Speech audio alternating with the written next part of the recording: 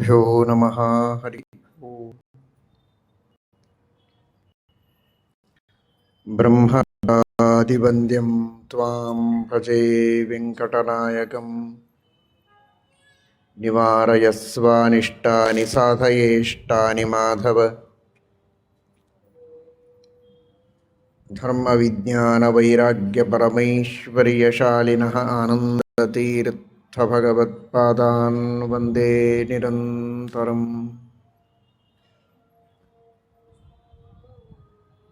ನೌಮಿನ್ಯಾಯಸುಧಾದಿಕಜ್ಜಯಮುನೀನ್ ಶ್ರೀಪಾದರಾಟ್ಸನ್ಮಣೀನ್ ವ್ಯಾಸಾರ್ಯಾನ್ ವಿವಿಧಾಗಮಾಬ್ಧಿವಿಹರಾನ್ ಶ್ರೀವಾದಿರಾಜಾನಪಿ ವಂದೇ ಹಂಸವರಾನ್ ರಘೂತ್ತಮಗುರೂನ್ ವೈದಗ್ಧ್ಯವಾರಾಂ ನಿಧೀನ್ ಶ್ರೀ ಸತ್ಯವ್ರತರಾಘವೇಂದ್ರಮುನಿಪಾನ್ ಸದ್ಬೋಧಸಧ್ಯಾನಪಾನ್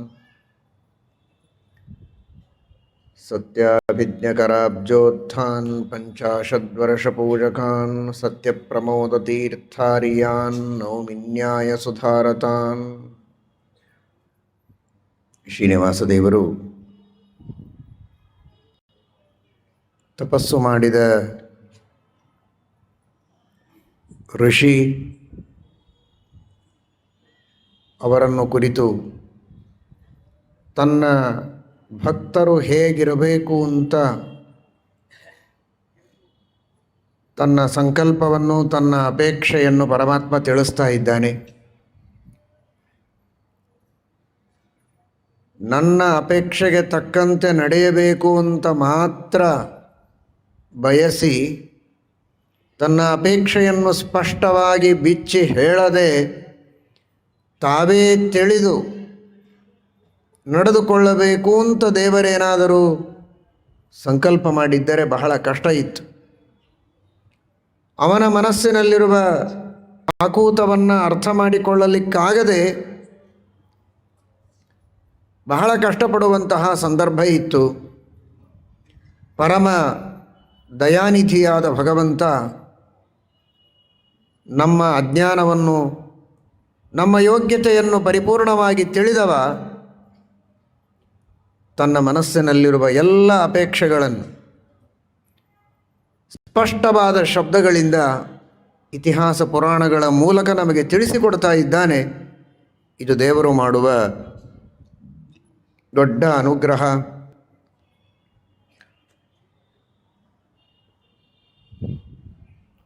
ವ್ಯಕ್ತಿ ಇನ್ನೊಬ್ಬರ ಜೊತೆಗೆ ಹೇಗೆ ವರ್ತನೆಯನ್ನು ಮಾಡಬೇಕು, ತನ್ನ ಸಾಧನೆಯನ್ನು ಹೇಗೆ ನಡೆಸಿಕೊಳ್ಳಬೇಕು ಅನ್ನುವುದನ್ನು ಅನೇಕ ಲಕ್ಷಣಗಳ ಮೂಲಕ ಪರಮಾತ್ಮ ತಿಳಿಸಿಕೊಡ್ತಾ ಪರೋಪಕಾರವನ್ನು ಮಾಡುವುದರೊಳಗೆ ಒಂದು ಆರೋಪಣ ರತಾಹ. ಇವತ್ತಿನ ಪರಿಸರ ಪ್ರಜ್ಞೆಯನ್ನು ಇಟ್ಟುಕೊಂಡಂತಹ ಅನೇಕ ವ್ಯಕ್ತಿಗಳು ಕಾಡಿದ್ದರೆ ನಾಡು, ವೃಕ್ಷೋ ರಕ್ಷತಿ ರಕ್ಷಿತಃ ಅಂತ, ಧರ್ಮೋ ರಕ್ಷತಿ ರಕ್ಷಿತಃ ಅಂತ ಮಹಾಭಾರತ ಹೇಳಿದರೆ, ಧರ್ಮದ ರಕ್ಷಣೆಯಾಗಬೇಕಾದದ್ದು ಎಷ್ಟು ಅಗತ್ಯವೋ ಪರಿಸರದ ಸಂರಕ್ಷಣೆಗಾಗಿ ವೃಕ್ಷಗಳ ರಕ್ಷಣೆಯಾಗಬೇಕಾದದ್ದು ಅಗತ್ಯ ಅಂತನ್ನುವ ಘೋಷಣೆಯನ್ನು ಅಲ್ಲಲ್ಲಿ ಕೇಳ್ತಾ ಇರ್ತೀರಿ. ಇದು ಇವತ್ತಿನ ಹೊಸದಾದ ಆಲೋಚನೆ ಅಲ್ಲ. ಇದು ಪುರಾಣಗಳಲ್ಲಿದ್ದದ್ದು, ಇತಿಹಾಸದಲ್ಲಿದ್ದದ್ದು, ಸ್ಮೃತಿಗಳಲ್ಲಿ ಇದರ ಬಗ್ಗೆ ಬಹಳ ವಿಶೇಷವಾಗಿ ಪ್ರಾಶಸ್ತ್ಯವನ್ನು ಕೊಟ್ಟು ತಿಳಿಸಿದ್ದನ್ನು ನಾವು ಕಾಣುತ್ತೇವೆ. ಎಲ್ಲರೂ ಆರೋಗ್ಯವಂತರಾಗಿರುವುದಕ್ಕೆ ವೃಕ್ಷಗಳು ಊರಲ್ಲಿ ಸಮೃದ್ಧವಾಗಿರಬೇಕು. ಕೇವಲ ಕಲ್ಲು ಮಣ್ಣುಗಳಿಂದ, ಸಿಮೆಂಟಿನಿಂದ ಮಾಡಿದ ಮನೆಗಳಿದ್ದರೆ ಸಾಲದು. ಆರೋಗ್ಯ ಚೆನ್ನಾಗಿರಬೇಕು, ಪರಿಸರ ಚೆನ್ನಾಗಿರಬೇಕು ಅಂದರೆ ವೃಕ್ಷಗಳಿರಬೇಕು. ಅವುಗಳಿಂದ ನಮಗೆ ಆರೋಗ್ಯ, ಅದರಿಂದಲೇ ಉತ್ತಮವಾದಂತಹ ಮಳೆ ಬೆಳೆ ಎಲ್ಲವೂ ಬರುವುದಕ್ಕೆ ಸಾಧ್ಯ. ವಿಷ್ಣು ಸ್ಮೃತಿ ಸ್ವತಃ ವರಾಹದೇವರು ಭೂದೇವಿಗೆ ಉಪದೇಶ ಮಾಡಿದಂತಹ ಗ್ರಂಥ. ಭೂವರಾಹದೇವರ ಚರಿತ್ರೆಯನ್ನು ನಿನ್ನೆ ಕೇಳಿದಿರಿ. ವೆಂಕಟಾಚಲದ ಸ್ವಾಮಿ ಭೂವರಾಹ ಸಮಗ್ರವಾದ ಭೂಮಿಗೆ ಒಡೆಯ ಭೂವರಾಹ. ಸಮುದ್ರದಲ್ಲಿ ಮುಳುಗಿಸಿದ ಭೂಮಿಯನ್ನು, ಒಮ್ಮೆ ಮುಳುಗಿದ ಮತ್ತೊಮ್ಮೆ ಮುಳುಗಿಸಿದ ಭೂಮಿಯನ್ನು 2 ಬಾರಿಯೂ ಎತ್ತಿ ತಂದು ಕೊಟ್ಟ ಸ್ವಾಮಿ ವರಾಹದೇವರು. ಅಂತಹ ಭೂಮಿಯ ಪತಿ, ಭೂಮಿಯ ನಾಯಕ, ಭೂಮಿಯ ಉದ್ಧಾರ ಮಾಡಿದ ವ್ಯಕ್ತಿ ವರಾಹದೇವರೇ. ಆ ಭೂಮಿಯ ಸಂರಕ್ಷಣೆಯ ಬಗೆ ಹೇಗೆ ಅಂತ ಭೂದೇವಿಗೇನೆ ಹೇಳಿಕೊಟ್ಟಿದ್ದಾನೆ. ಅವಳಿಗೆ ಉಪದೇಶ ಮಾಡುವ ನೆಪದಲ್ಲಿ ಎಲ್ಲರಿಗೂ ತಿಳಿಸಿಕೊಟ್ಟಿದ್ದಾನೆ. ಆ ವಿಷ್ಣು ಸ್ಮೃತಿಯಲ್ಲಿ ಸ್ಪಷ್ಟವಾಗಿ ವರಾಹದೇವರು ಹೇಳ್ತಾರೆ, ಎಂತೆಂತಹ ವೃಕ್ಷವನ್ನು ಛೇದನ ಮಾಡಿದರೆ ಏನೇನು ಪ್ರಾಯಶ್ಚಿತ್ತ, ಏನೇನು ದಂಡವನ್ನು ರಾಜರು ವಿಧಾನ ಮಾಡಬೇಕು, ಎಷ್ಟು ಹಣ ಆಗಿನ ಕಾಲಕ್ಕೆ, ಇಷ್ಟು ನಾಣ್ಯ, ಇಷ್ಟು ಬಂಗಾರದ ವರಾಹಗಳನ್ನು ಅವನು ರಾಜ್ಯಕ್ಕೆ ದಂಡವಾಗಿ ಕಟ್ಟಬೇಕು. ವೃಕ್ಷಗಳ ಛೇದನೆ ಮಾಡುವಂತಿಲ್ಲ ಸುಮ್ಮನೆ. ಯಾವುದೋ ಒಂದು ಮಹತ್ವ, ಆಗಿನ ಕಾಲಕ್ಕೆಲ್ಲ ಮನೆಗಳೆಲ್ಲ ಕಟ್ಟಿಗೆಯಿಂದಲೇ ಕಟ್ಟಬೇಕಾದದ್ದು. ಅನಿವಾರ್ಯವಾಗಿ ಅವಶ್ಯಕವಾದಷ್ಟು ಮಾತ್ರ ವೃಕ್ಷಗಳ ಛೇದನೆ ಇದ್ದರೂ ಕೂಡ ಸುಮ್ಮನೆ ಅನಾವಶ್ಯಕವಾಗಿ ಕಾಡನ್ನು ನಿರ್ಮೂಲನ ಮಾಡುವ, ಪರಿಸರದಲ್ಲಿ ವೃಕ್ಷಗಳೇ ಇಲ್ಲದಿರುವಂತಹ ಸ್ಥಿತಿ ತರುವಂತಹ ಪ್ರಸಂಗ ಬರಬಾರದು ಅಂತ ಅಷ್ಟು ಸುವ್ಯವಸ್ಥಿತವಾಗಿ ವರಾಹದೇವರು ಉಪದೇಶ ಮಾಡಿದ್ದನ್ನು ನಾವು ಕಾಣುತ್ತೇವೆ ವಿಷ್ಣು ಸ್ಮೃತಿಯಲ್ಲಿ. ವೃಕ್ಷಗಳಿಗೆ ಜೀವ ಇದೆ. ಆ ವೃಕ್ಷಗಳನ್ನು ಕಾರಣ ಇಲ್ಲದೆ ಯಾವ ಸಸ್ಯಗಳನ್ನು ತಿನ್ನದೆ ಬದುಕೋದಕ್ಕೆ ಸಾಧ್ಯ ಇಲ್ಲ. ಅನಿವಾರ್ಯವಾಗಿ ಬದುಕಿಗಾಗಿ ನಾವು ತಿನ್ನುವ ಧಾನ್ಯವನ್ನು ಮತ್ತು ಛೇದನ ಮಾಡಿ ತಿನ್ನಬೇಕು. ಆದರೆ ಅವಶ್ಯಕತೆಗೆ ಮೀರಿ ವಿನಾಕಾರಣವಾಗಿ ಹಿಂಸೆಯನ್ನು ಮಾಡಬಾರದು, ಛೇದನ ಮಾಡಬಾರದು. ಸಸ್ಯಗಳಿಗೂ ಜೀವ ಉಂಟು, ನಮ್ಮಂತೆ ಅವುಗಳು ಜೀವಗಳು ಅನ್ನುವ ಕಲ್ಪನೆಯನ್ನು ಶಾಸ್ತ್ರ ನಮಗೆ ತಿಳಿಸಿಕೊಟ್ಟಿದೆ. ವೃಕ್ಷಗಳಿಗೆ ಜೀವ ಇದೆ ಅಂತನ್ನುವುದು ಇತ್ತೀಚಿನ ಸಂಶೋಧನೆಯಿಂದ ತಿಳಿದು ಬಂದದ್ದು ಅಂತ ಭಾವಿಸಬೇಡಿ. ಶಾಸ್ತ್ರದಲ್ಲೇ ಹೇಳಿದ್ದು ಅದನ್ನು. ವೃಕ್ಷಗಳಿಗೆ ಜೀವ ಇದೆ ಎನ್ನುವುದನ್ನು ವಿಜ್ಞಾನಿಗಳು ಸಂಶೋಧನೆ ಮಾಡಿ ತಿಳಿಸಿಕೊಟ್ಟದ್ದು ಸತ್ಯ, ಅವರು ಅಭಿನಂದನಾರ್ಹರು. ಆದರೆ ಅದಕ್ಕೂ ಮೊದಲು ಇದು ಗೊತ್ತಿರಲಿಲ್ಲ ಅಂತ ತಿಳಿಯಬೇಡಿ. ಅನುವ್ಯಾಖ್ಯಾನದಲ್ಲಿ ಶ್ರೀಮದಾಚಾರ್ಯರು ವೃಕ್ಷಗಳಿಗೆ ಜೀವ ಇದೆ ಎನ್ನುವುದನ್ನು ಸಮರ್ಥನೆ ಮಾಡುವುದಕ್ಕೆ ಬಹಳ ಸುಂದರವಾಗಿ ತಿಳಿಸಿಕೊಟ್ಟಿದ್ದಾರೆ. ಗೀತಾತ್ ಪುಷ್ಪಫಲಾವಾಪ್ತಿ, ಸ್ಪರ್ಶಾತ್ ಕಾರ್ಶ್ಯಂ ರಸಾತ್ ಸ್ಥಿತಿ. ಯಾವ ರೀತಿ ಮನುಷ್ಯ ನಾನಾ ವಿಧವಾದ ರೀತಿಯಲ್ಲಿ ಸ್ಪಂದನೆಯನ್ನು ಮಾಡ್ತಾನೆ, ಶಬ್ದವನ್ನು ಕೇಳಿದಾಗ ಆನಂದ ಪಡ್ತಾನೆ, ಗಿಡಗಳಿಗೂ ಆನಂದ ಆಗತ್ತೆ.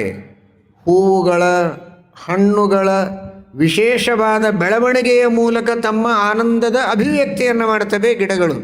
ಒಳ್ಳೆಯ ಸಂಗೀತವನ್ನು ಹೇಳಿದರೆ ಗಿಡಗಳಿಗೂ ಆನಂದವಾಗ್ತದೆ. ಈ ತರಹದ ಅನೇಕ ಉದಾಹರಣೆಗಳನ್ನು ಕೊಟ್ಟು ವೃಕ್ಷಗಳಿಗೆ ಜೀವ ಇದೆ ಎನ್ನುವುದನ್ನು ಸಮರ್ಥನೆ ಮಾಡಿಕೊಟ್ಟಿದ್ದಾರೆ ಶ್ರೀಮದಾಚಾರ್ಯರು. ನಾವು ಹೊಸದಾಗಿ ಹೇಳ್ತೇವೆ ಅಂತೂ ಶ್ರೀಮದಾಚಾರ್ಯರು ಹೇಳುವುದಿಲ್ಲ. ವೇದವ್ಯಾಸದೇವರೇ ಮಹಾಭಾರತದಲ್ಲಿ ಹೇಳಿದ್ದಾರೆ ಈ ಮಾತನ್ನು ಅನ್ನುವುದನ್ನು ಐತರೇಯ ಭಾಷ್ಯದಲ್ಲಿ ಶ್ರೀಮದಾಚಾರ್ಯರು ತಿಳಿಸ್ತಾರೆ. ತಥಾಶ್ಮಾನಸ್ತೃಣಕಾಷ್ಠಾಶ್ಚ ಸರ್ವೇ ದಿಷ್ಟಕ್ಷಯೇ ಸ್ವಾಂ ಪ್ರಕೃತಿಂ ಭಜಂತೆ. ಅವುಗಳಿಗೂ ಅದೃಷ್ಟ ಇದೆ. ಭಾಗವತದಲ್ಲಿ ನೀವೆಲ್ಲ ಕಥೆ ಕೇಳ್ತೀರಿ. ನಲಕೂಬರ ಮಣಿಗ್ರೀವವು ಮೋಚಯಾಮಾಸ ಶಾಪತಃ. ಕುಬೇರನ ಮಕ್ಕಳು ನಲಕೂಬರ ಮಣಿಗ್ರೀವರು ವಿವಸ್ತ್ರರಾಗಿ ಸ್ನಾನ ಮಾಡಿದ್ದಕ್ಕೆ ನಾರದರ ಶಾಪದಿಂದ ಗಿಡವಾಗಿ ಹುಟ್ಟಿದ್ದರು. ಅವರು ಚೇತನರು, ಯಾವುದೋ ಒಂದು ಅಪರಾಧದಿಂದ ಗಿಡವಾಗಿ ಹುಟ್ಟಿದವರು. ಹೀಗೆ ಜನ್ಮಾಂತರದ ಕರ್ಮಕ್ಕನುಗುಣವಾಗಿ ಗಿಡ ಮರ ಆಗಿ ಹುಟ್ಟಿರ್ತಾರೆ. ಕರ್ಮ ತೀರಿದ ಮೇಲೆ ಅವರು ಮತ್ತೆ ಬೇರೆ ಯೋನಿಯಲ್ಲಿ ಹುಟ್ಟುತ್ತಾರೆ. ಆ ತರಹದ ನಮ್ಮಂತೆ ಅವುಗಳು ಜೀವ ಅನ್ನುವ ಪ್ರೇಮವನ್ನಿಟ್ಟುಕೊಂಡು ಗಿಡಗಳ ಜೊತೆಗೆ ವ್ಯವಹಾರವನ್ನು ಮಾಡಬೇಕು. ಈ ದೃಷ್ಟಿಯಲ್ಲಿ ವೃಕ್ಷಗಳ ವಿಶೇಷವಾದ ಅಭಿವೃದ್ಧಿಗಾಗಿ ಎಲ್ಲರೂ ಪ್ರಯತ್ನ ಮಾಡಬೇಕು ಅನ್ನುವುದು ವೆಂಕಟೇಶ ದೇವರ ಸಂದೇಶ. ವೆಂಕಟೇಶ ಕಲ್ಯಾಣವನ್ನು ಮಾಡುವ ಪ್ರಸಂಗದಲ್ಲಿ ವೆಂಕಟೇಶ ದೇವರಿಗೆ ಯಾವ ರೀತಿ ನಾವಿದ್ದರೆ ಸಂತೋಷ ಅನ್ನೋದನ್ನು ಅರ್ಥ ಮಾಡಿಕೊಂಡು ಅವನ ಕಲ್ಯಾಣೋತ್ಸವವನ್ನು ಮಾಡಿದರೆ, ಅವನ ಕಲ್ಯಾಣಕ್ಕೆ ನಾವು ಸಿದ್ಧರಾದರೆ ಎಷ್ಟು ವೆಂಕಟೇಶ ದೇವರ ಅನುಗ್ರಹವನ್ನು ನಾವು ಪಡೆಯಬಹುದು. ಆರಾಮ ಆರೋಪಣ ರಥಾಹ ವೆಂಕಟೇಶ ದೇವರು ಹೇಳುತ್ತಾರೆ. ಚೆನ್ನಾಗಿ ಅವುಗಳ ರಕ್ಷಣೆಯನ್ನು ಮಾಡಬೇಕು. ತಾನೇ ಅನೇಕ ಉದ್ಯಾನಗಳನ್ನು ನಿರ್ಮಾಣ ಮಾಡಬೇಕು. ಪ್ರಜೆಗಳಿಗೆಲ್ಲ ಸುಖವಾಗಿ ಅಲ್ಲಿ ವಿರಾಮವನ್ನು ಮಾಡುವುದಕ್ಕೆ ಆರಾಮಗಳನ್ನು ರಚನೆ ಮಾಡಿ, ಅನೇಕ ವೃಕ್ಷಗಳ ಆರೋಪಣೆಯನ್ನೆಲ್ಲ ಮಾಡಿ ಉದ್ಯಾನವನಗಳನ್ನು ಮಾಡಿಡಬೇಕು. ಅದನ್ನು ದೇವರ ಸೇವೆ ಅಂತ ಭಾವಿಸಬೇಕು. ದೇವಸ್ಥಾನಗಳ ಸುತ್ತಮುತ್ತಲೂ ಆ ಭಗವಂತನ ಸೇವೆಗೆ ಅಂತ ಉದ್ಯಾನಗಳನ್ನು ಮಾಡಿ ಸಮರ್ಪಣೆ ಮಾಡಬಹುದು. ದೇವರ ಸೇವೆಯನ್ನು ಮಾಡುವ ಭಕ್ತರಿಗೆ ಅನುಕೂಲವಾಗಲಿ ಅಂತ ಬೇರೆ ಸ್ಥಳಗಳಲ್ಲಿಯೂ ಉದ್ಯಾನವನಗಳನ್ನು ಮಾಡಬಹುದು. ಅಂತೂ ಭಗವಂತನ ಸೇವೆಗಾಗಿ ಇದನ್ನು ಸಮರ್ಪಣೆ ಮಾಡಿದರೆ ಅವರು ಭಗವದ್ಭಕ್ತರು ಅಂತ ಪರಮಾತ್ಮ ಪರಿಗಣಿಸ್ತಾ ಇದ್ದಾನೆ. ಅರ್ಥ ಮಾಡಿಕೊಳ್ಳಿ. ಇದು ಕೇವಲ ಸಮಾಜ ಸೇವೆ ಅಂತನ್ನುವ ದೃಷ್ಟಿಯಲ್ಲಿ ಪುರಾಣ ಹೇಳ್ತಾ ಇಲ್ಲ. ಸಮಾಜ ಸೇವೆ ಅಂತ ಒಂದು ಬೇರೆ, ದೇವರ ಸೇವೆ ಅಂತ ಒಂದು ಬೇರೆ ಎನ್ನುವ ಕಲ್ಪನೆ ಶಾಸ್ತ್ರದಲ್ಲಿ ಇಲ್ಲ. ಜನತೆಯ ಸೇವೆಯೇ ಜನಾರ್ದನನ ಸೇವೆ. ಅಂತರ್ಯಾಮಿಯಾದ ಪರಮಾತ್ಮನ ಪೂಜೆ ಎನ್ನುವ ಅನುಸಂಧಾನದಿಂದಲೇ ಸಮಾಜ ಸೇವೆಯನ್ನು ಮಾಡೋದು. ಈ ದೃಷ್ಟಿಯಲ್ಲಿ ಶಾಸ್ತ್ರ ಹೇಳುತ್ತದೆ, ತಟಾಕ ಪರಿರಕ್ಷಕಾಹ, ಉತ್ತಮವಾದ ದೊಡ್ಡ ದೊಡ್ಡ ಸರೋವರಗಳನ್ನು ಮಾಡಬೇಕು, ಒಂದು ಮಾಡಿದ್ದನ್ನು ಚೆನ್ನಾಗಿ ರಕ್ಷಣೆ ಮಾಡಬೇಕು ಅಂತಾರೆ. ಎಷ್ಟು ಸೂಕ್ಷ್ಮ ವಿಷಯಗಳು ಪುರಾಣದಲ್ಲಿ ಬಂದಿದೆ ನೋಡಿ. ಪುರಾಣ ಅಂದ ತಕ್ಷಣ ಕೆಲವರೆಲ್ಲ ಏನೋ ಹಳೆ ಕಥೆಗಳು ಅಂತಂತಾರೆ. ಊರಿನಲ್ಲಿರುವ ಬಾವಿಗಳು, ಕೆರೆಗಳು, ಸರೋವರಗಳು, ಅವುಗಳಲ್ಲಿ ಹೊಲಸು ಬಿಡೋದು. ಊರಿನ ಹೊಲಸೆಲ್ಲ ಬಿಡುವುದಕ್ಕೆ ಇದ್ದದ್ದಲ್ಲ. ಅದು ಸ್ವಚ್ಛವಾಗಿ ಪವಿತ್ರವಾಗಿ ಕುಡಿಯುವುದಕ್ಕೆ ಅರ್ಹವಾಗುವ ಹಾಗೆ ಅದನ್ನು ರಕ್ಷಣೆ ಮಾಡಬೇಕಾದದ್ದು ಊರಿನೊಳಗಿದ್ದ ಪ್ರತಿಯೊಬ್ಬ ಪ್ರಜೆಯ ಕರ್ತವ್ಯ. ಇವತ್ತು ಆ ರೀತಿ ನಮ್ಮ ಊರಿನೊಳಗಿನ ಎಲ್ಲ ಬಾವಿಗಳನ್ನು, ಸರೋವರಗಳನ್ನು, ಕೆರೆಗಳನ್ನು ರಕ್ಷಣೆ ಮಾಡಿದರೆ ನೀರಿಗಾಗಿ ಇಷ್ಟು ಪರದಾಡುವ ಸಂದರ್ಭ ಎಲ್ಲಿಯೂ ಬರ್ತಿರಲಿಲ್ಲ. ಇವತ್ತಿಗೂ ಎಷ್ಟೆಷ್ಟೋ ಊರುಗಳಲ್ಲಿ ನೀರಿಗಾಗಿ ಬಹಳ ಕಷ್ಟಪಡ್ತಾರೆ. ಸುತ್ತಮುತ್ತಲೂ ಬೇಕಾದಷ್ಟು ದೊಡ್ಡ ದೊಡ್ಡ ಬಾವಿಗಳು, ಕೆರೆಗಳು ಇವೆ. ನೀರೆಲ್ಲ ಹೊಲಸು, ಸರಿಯಾದ ವ್ಯವಸ್ಥೆ ಇಲ್ಲ, ರಕ್ಷಣೆ ಇಲ್ಲ. ಹೊಲಸು ಹಾಕೋದು, ಅದು ಹೊಲಸು ಹಾಕೋದಕ್ಕಿರುವ ತೊಟ್ಟೆ ಎನ್ನುವ ದೃಷ್ಟಿಯಲ್ಲಿ ಅದನ್ನು ಕಂಡು ಹಾಳು ಮಾಡಿ ನೀರಿಲ್ಲ ಅಂತ ಮತ್ತೆ ಸರ್ಕಾರದ ಜೊತೆಗೆ ಗುದ್ದಾಟ. ಶಾಸ್ತ್ರ ಎಷ್ಟು ಮಹತ್ವ ಕೊಟ್ಟು ಹೇಳ್ತಾ ಇದೆ, ತಟಾಕ ಪರಿರಕ್ಷಕಾಹ. ನಾನು ಕುಡಿಯುವುದಕ್ಕೆ ನೀರು ಅಲ್ಲಿ ಸಿಗತ್ತೆ, ಸಮಾಜದ ಎಲ್ಲ ಜನರೂ ನೀರು ಕುಡಿಯುವುದಕ್ಕೂ ಅಲ್ಲಿ ಉಪಲಭ್ಯವಿದೆ, ಪಶುಗಳು ಪ್ರಾಣಿಗಳು ನೀರು ಕುಡಿಯುವುದಕ್ಕೂ ಸಾಧ್ಯ ಇದೆ. ಅಷ್ಟೆಲ್ಲ ಜನರಿಗೆ ಜಲದಾನ ಮಾಡಿದ ಪುಣ್ಯ ಬರ್ತದೆ. ಸ್ವಚ್ಛವಾಗಿ ನೋಡಿಕೊಂಡರೆ, ನೀವು ಕಟ್ಟಿಸೋದು ಬೇಕಾಗಿಲ್ಲ, ಇದ್ದದ್ದನ್ನು ಚೆನ್ನಾಗಿ ನೋಡಿಕೊಂಡ್ರೆ ಆ ಪುಣ್ಯ ಬರುತ್ತೆ. ಜಲದಾನದ ಮಹತ್ವ ಕೇಳಿದ್ದೀರಿ ಕೆಲವು ದಿನಗಳ ಹಿಂದೆ. ಹೇಮಾಂಗರಾಜನ ಕಥೆಯಲ್ಲಿ ಎಲ್ಲ ದಾನ ಮಾಡಿಯೂ ಜಲದಾನ ಮಾಡದೇ ಇದ್ದದ್ದಕ್ಕೆ ಎಷ್ಟು ನೀಚ ಯೋನಿಗಳಲ್ಲಿ ಹುಟ್ಟಿ ನರಕವನ್ನು ಅನುಭವಿಸಬೇಕಾಯಿತು, ಹಲ್ಲಿಯಾಗಿ ಹುಟ್ಟಿ ಕಷ್ಟಪಡಬೇಕಾಯಿತು ಅಂತ. ಅಂತಹ ಜಲದಾನವನ್ನು ಯಾರೋ ಮಹಾತ್ಮರು ಹಿಂದೆ ಮಾಡಿ ಕಟ್ಟಿಸಿ ಇಟ್ಟದ್ದನ್ನು ಚೆನ್ನಾಗಿ ರಕ್ಷಣೆ ಮಾಡಿ ಆ ನೀರನ್ನು ಎಲ್ಲ ಜನರು ಕುಡಿದರೆ ಅಂತರ್ಯಾಮಿಯಾದ ಪರಮಾತ್ಮನಿಗೆ ಪ್ರೀತಿ ಆಗ್ತದೆ. ಅದಕ್ಕಾಗಿ ನಾನಲ್ಲಿ ಹೊಲಸು ಹಾಕಬಾರದು, ಹಾಕುವುದನ್ನು ತಡೆಯಬೇಕು, ಬಿದ್ದಿದ್ದರೆ ಎತ್ತಬೇಕು ಅನ್ನುವ ದೃಷ್ಟಿಯಲ್ಲಿ ತಟಾಕದ ಸಂರಕ್ಷಣೆಯನ್ನು ಮಾಡುವುದು ಒಂದು ಭಗವಂತನ ಸೇವೆ. ಕಾಸಾರ ಕೂಪ ಕರ್ತಾರಹ, ತಾವೇ ಸ್ವತಃ ದೊಡ್ಡ ದೊಡ್ಡ ಸರೋವರಗಳನ್ನು ಕಟ್ಟಿಸುವುದು ಇನ್ನೂ ಉತ್ತಮವಾದ ಕಾರ್ಯ. ಮಹಾನುಭಾವರು ವ್ಯಾಸರಾಜರು ಅವರ ಜೀವನದಲ್ಲಿ ನೀವೆಲ್ಲ ಕೇಳ್ತೀರಿ. ಎಂತಹ ಅದ್ಭುತವಾದ ಜ್ಞಾನ ಅವರದು. ನ್ಯಾಯಾಮೃತಾದಿ ಗ್ರಂಥಗಳನ್ನು ರಚನೆ ಮಾಡಿ ದಿವ್ಯವಾದ ತತ್ವಜ್ಞಾನವನ್ನು ಸಮಾಜಕ್ಕೆ ನೀಡಿದರು ಅನ್ನುವುದು ಒಂದು ಅವರ ದೊಡ್ಡ ಉಪಕಾರ. ಆದರೆ ಅದರ ಜೊತೆಗೆ ಸಮಾಜಕ್ಕೆ ಬೇಕಾದಂತಹ ಅವಶ್ಯಕವಾದ ಮನೆಗಳನ್ನು ಕಟ್ಟಿಸಿಕೊಟ್ಟಿದ್ದಾರೆ, ಅಗ್ರಹಾರಗಳನ್ನು, ಕೆರೆಗಳನ್ನು ಕಟ್ಟಿಸಿಕೊಟ್ಟಿದ್ದಾರೆ. ಇವತ್ತಿಗೂ ಅವರ ಕಾಲದಲ್ಲಿ ಕಟ್ಟಿಸಿಕೊಟ್ಟಂತಹ ಕೆರೆಗಳು ಅಲ್ಲಲ್ಲಿ ಉಪಲಬ್ಧವಾಗ್ತವೆ. ದೊಡ್ಡ ದೊಡ್ಡ ಕೆರೆಗಳನ್ನು, ಸರೋವರಗಳನ್ನು ಕಟ್ಟಿಸಿ ಜನಗಳಿಗೆ, ದನಗಳಿಗೆ ನೀರು ಕುಡಿಯುವುದಕ್ಕೆ ಅಂತಹ ದೊಡ್ಡ ಉಪಕಾರವನ್ನು ಮಾಡಿ ಅದನ್ನು ಶ್ರೀಕೃಷ್ಣ ಪರಮಾತ್ಮನಿಗೆ ಅರ್ಪಣೆ ಮಾಡಿದ ಮಹಾನುಭಾವರು. ಅಂದರೆ ಇದೆಲ್ಲ ಭಗವಂತನ ತಾವು ಮಾಡಿಲ್ಲ, ಮಾಡಿಸಿದ್ದಾರೆ, ಆದೇಶ ಕೊಟ್ಟು ಮಾಡಿಸಿದ್ದಾರೆ. ಅವರ ಉಪದೇಶದಿಂದ ಕೋಣನ ಮಂತ್ರ ಜಪ ಮಾಡಿ ಕೋಣವನ್ನು, ಯಮದೇವರ ಕೋಣವನ್ನು ಪ್ರತ್ಯಕ್ಷ ಮಾಡಿಕೊಂಡ್ರೆ ಆ ಕೋಣನ ಮೂಲಕ ಕಲ್ಲನ್ನು ತೆಗೆಸಿ ದೊಡ್ಡದಾದಂತಹ ಸರೋವರವನ್ನು, ತಟಾಕವನ್ನು ಮಾಡಿಸಿದ ಮಹಾನುಭಾವರು ಕನಕದಾಸರ ಮೂಲಕ ವ್ಯಾಸರಾಜರು. ಕಾಸಾರ ಕೂಪ ಕರ್ತಾರಃ, ಹಾಗೆ ಭಗವಂತನ ಸೇವೆಯನ್ನು ಮಾಡ್ತಾರೆ. ಏವೈ ತಟಾಕ ಕರ್ತಾರಃ ದೇವಸದ್ಮಾನಿ ಕುರುವತೆ, ಶ್ರೀಮದ್ಭಾಗವತದ ಏಕಾದಶ ಸ್ಕಂಧದಲ್ಲಿ ಹೇಳ್ತಾರೆ, ತಾನು ಮನೆಯಲ್ಲಿ ದೇವರ ಪೂಜೆಯನ್ನು ಮಾಡಿದರೆ ಮಹಾಪುಣ್ಯ. ದೇವರಿಗೆ ಒಂದು ದಳ ತುಳಸಿಯನ್ನು ಅರ್ಪಣೆ ಮಾಡಿದರೆ, ಒಂದು ಹನಿ ನೀರನ್ನು ಅರ್ಪಣೆ ಮಾಡಿದರೆ ಮಹಾಪುಣ್ಯ ಇದೆ ಶಾಲಿಗ್ರಾಮಕ್ಕೆ. ತಾನೊಬ್ಬ ಮಾಡುವುದಲ್ಲದೆ ನೂರಾರು ಸಾವಿರಾರು ಜನ ದೇವರ ಸೇವೆಯನ್ನು ಮಾಡಿ ದರ್ಶನ ಪಡೆದು ಪ್ರದಕ್ಷಿಣೆ ನಮಸ್ಕಾರಗಳನ್ನು ಹಾಕಿ ನೈವೇದ್ಯವನ್ನು ಸ್ವೀಕಾರ ಮಾಡಿ ಧನ್ಯರಾಗಬೇಕು ಅಂತ ದೇವಸ್ಥಾನವನ್ನು ಕಟ್ಟಿಸಿ ಸಮಾಜಕ್ಕೆ ಅರ್ಪಣೆ ಮಾಡಿದರೆ ಅದು ಮಹಾಪುಣ್ಯ ಅಂತ. ಬಹಳ ಉತ್ತಮವಾದಂತಹ ಲೋಕವನ್ನು ಪಡೀತಾನೆ, ಮಹಾ ಸೌಭಾಗ್ಯವನ್ನು ಜನ್ಮಾಂತರದಲ್ಲಿ ಪಡೀತಾನೆ, ದೇವರ ಪರಮಾನುಗ್ರಹಕ್ಕೆ ಪಾತ್ರನಾಗ್ತಾನೆ ಅಂತ ಶ್ರೀಮದ್ಭಾಗವತ ಹೇಳುತ್ತದೆ. ಸುಮಧ್ವ ವಿಜಯದಲ್ಲಿಯೂ ಹೇಳ್ತಾರೆ, ಗಾಂಗ ಮಂಗಲ ತರಂಗ ಭಂಗದ ಸುಶ್ರೀ ಹರಿವೇಶ್ಮ ಕೃತ್ಸಮಃ ಅಂತ. ಅದರಲ್ಲಿಯೂ ವಿಶೇಷವಾಗಿ ನದಿ ತೀರದಲ್ಲಿ, ಗಂಗಾ ತೀರ ಇನ್ನೂ ವಿಶೇಷ, ಅಂಥಲ್ಲಿ ದೇವಸ್ಥಾನವನ್ನು ಕಟ್ಟಿದರೆ ಮಹಾಪುಣ್ಯ.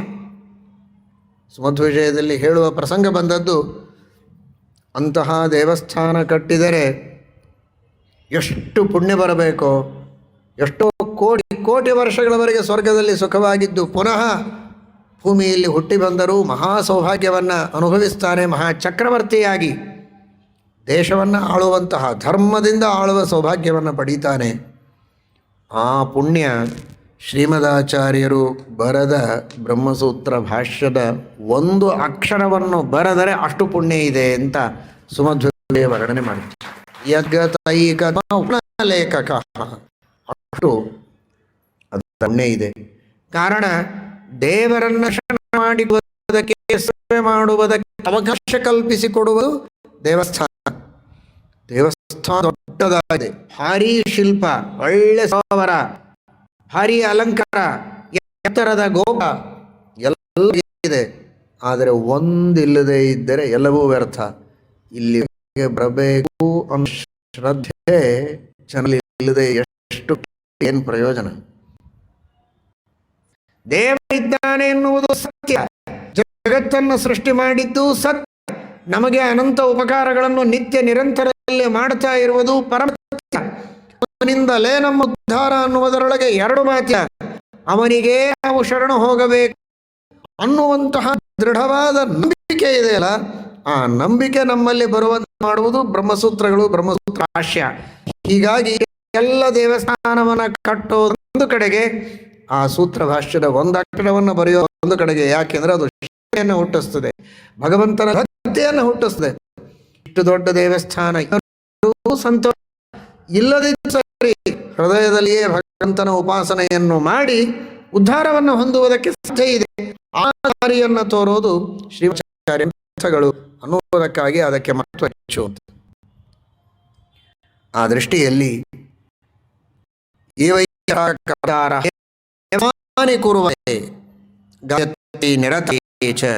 ದೇವೈ ಭಗವತೋತ್ತಮ. ಶ್ರೀಮದಾಚಾರ್ಯರು ದೇವಸ್ಥಾನಗಳನ್ನು ಸ್ವತಃ ಉಡುಪಿಯ ಶ್ರೀಕೃಷ್ಣ ಪರಮಾತ್ಮನ ಪ್ರತಿಷ್ಠಾಪನೆಯನ್ನು ಮಾಡಿ ಮುಂದೆ ಸಕಲ ಸಾಧಕರಿಗೆ ಬರುವಗಳನ್ನು ಪರಿಹಾರ ಮಾಡುವುದಕ್ಕಿಂತ ನನ್ವನನ್ಯ ಶರಣಾತ್ಮನಾಂ ಸತಾಂ ಸಿದ್ಧಿ ವಿಘ್ನಮುಖ ದೋಷ ಭೇಷಜಂ ಐಚ್ಛದಚ್ಚಲದಯೋದಯಾದಯಂ ರೂಪ್ಯಪೀಠ ಪುರಗಃ ಕಾಚನ. ದೇವಸ್ಥಾನವನ್ನು ಮಾಡಿ ತೋರಿಸಿ ಭಗವಂತನ ಭಕ್ತರು ಈ ರೀತಿ ಮಾಡಬೇಕು ಅಂತ ತಾವು ತೋರಿಸಿಕೊಟ್ಟಿದ್ದಾರೆ. ವೆಂಕಟೇಶ ದೇವರ ಆದೇಶವನ್ನು ತಾವು ಪರಿಪಾಲನೆ ಮಾಡಿದ್ದಾರೆ ಶ್ರೀಮದಾಚಾರ್ಯರು. ತಾವು ಕೇವಲ ಈ ಅವತಾರದಲ್ಲಿ ದೇವಸದ್ಗಳನ್ನು, ದೇವಾಲಯಗಳನ್ನು ಕಟ್ಟಿಸಿದ್ದು ಮಾತ್ರ ಅಲ್ಲ, ತಮ್ಮ ಪೂರ್ವಾವತಾರದಲ್ಲಿ ಭೀಮಸೇನ ದೇವರಾದಾಗಲೂ ಮಾಡಿದಂತಹ ದೇವಸ್ಥಾನಗಳುಂಟು.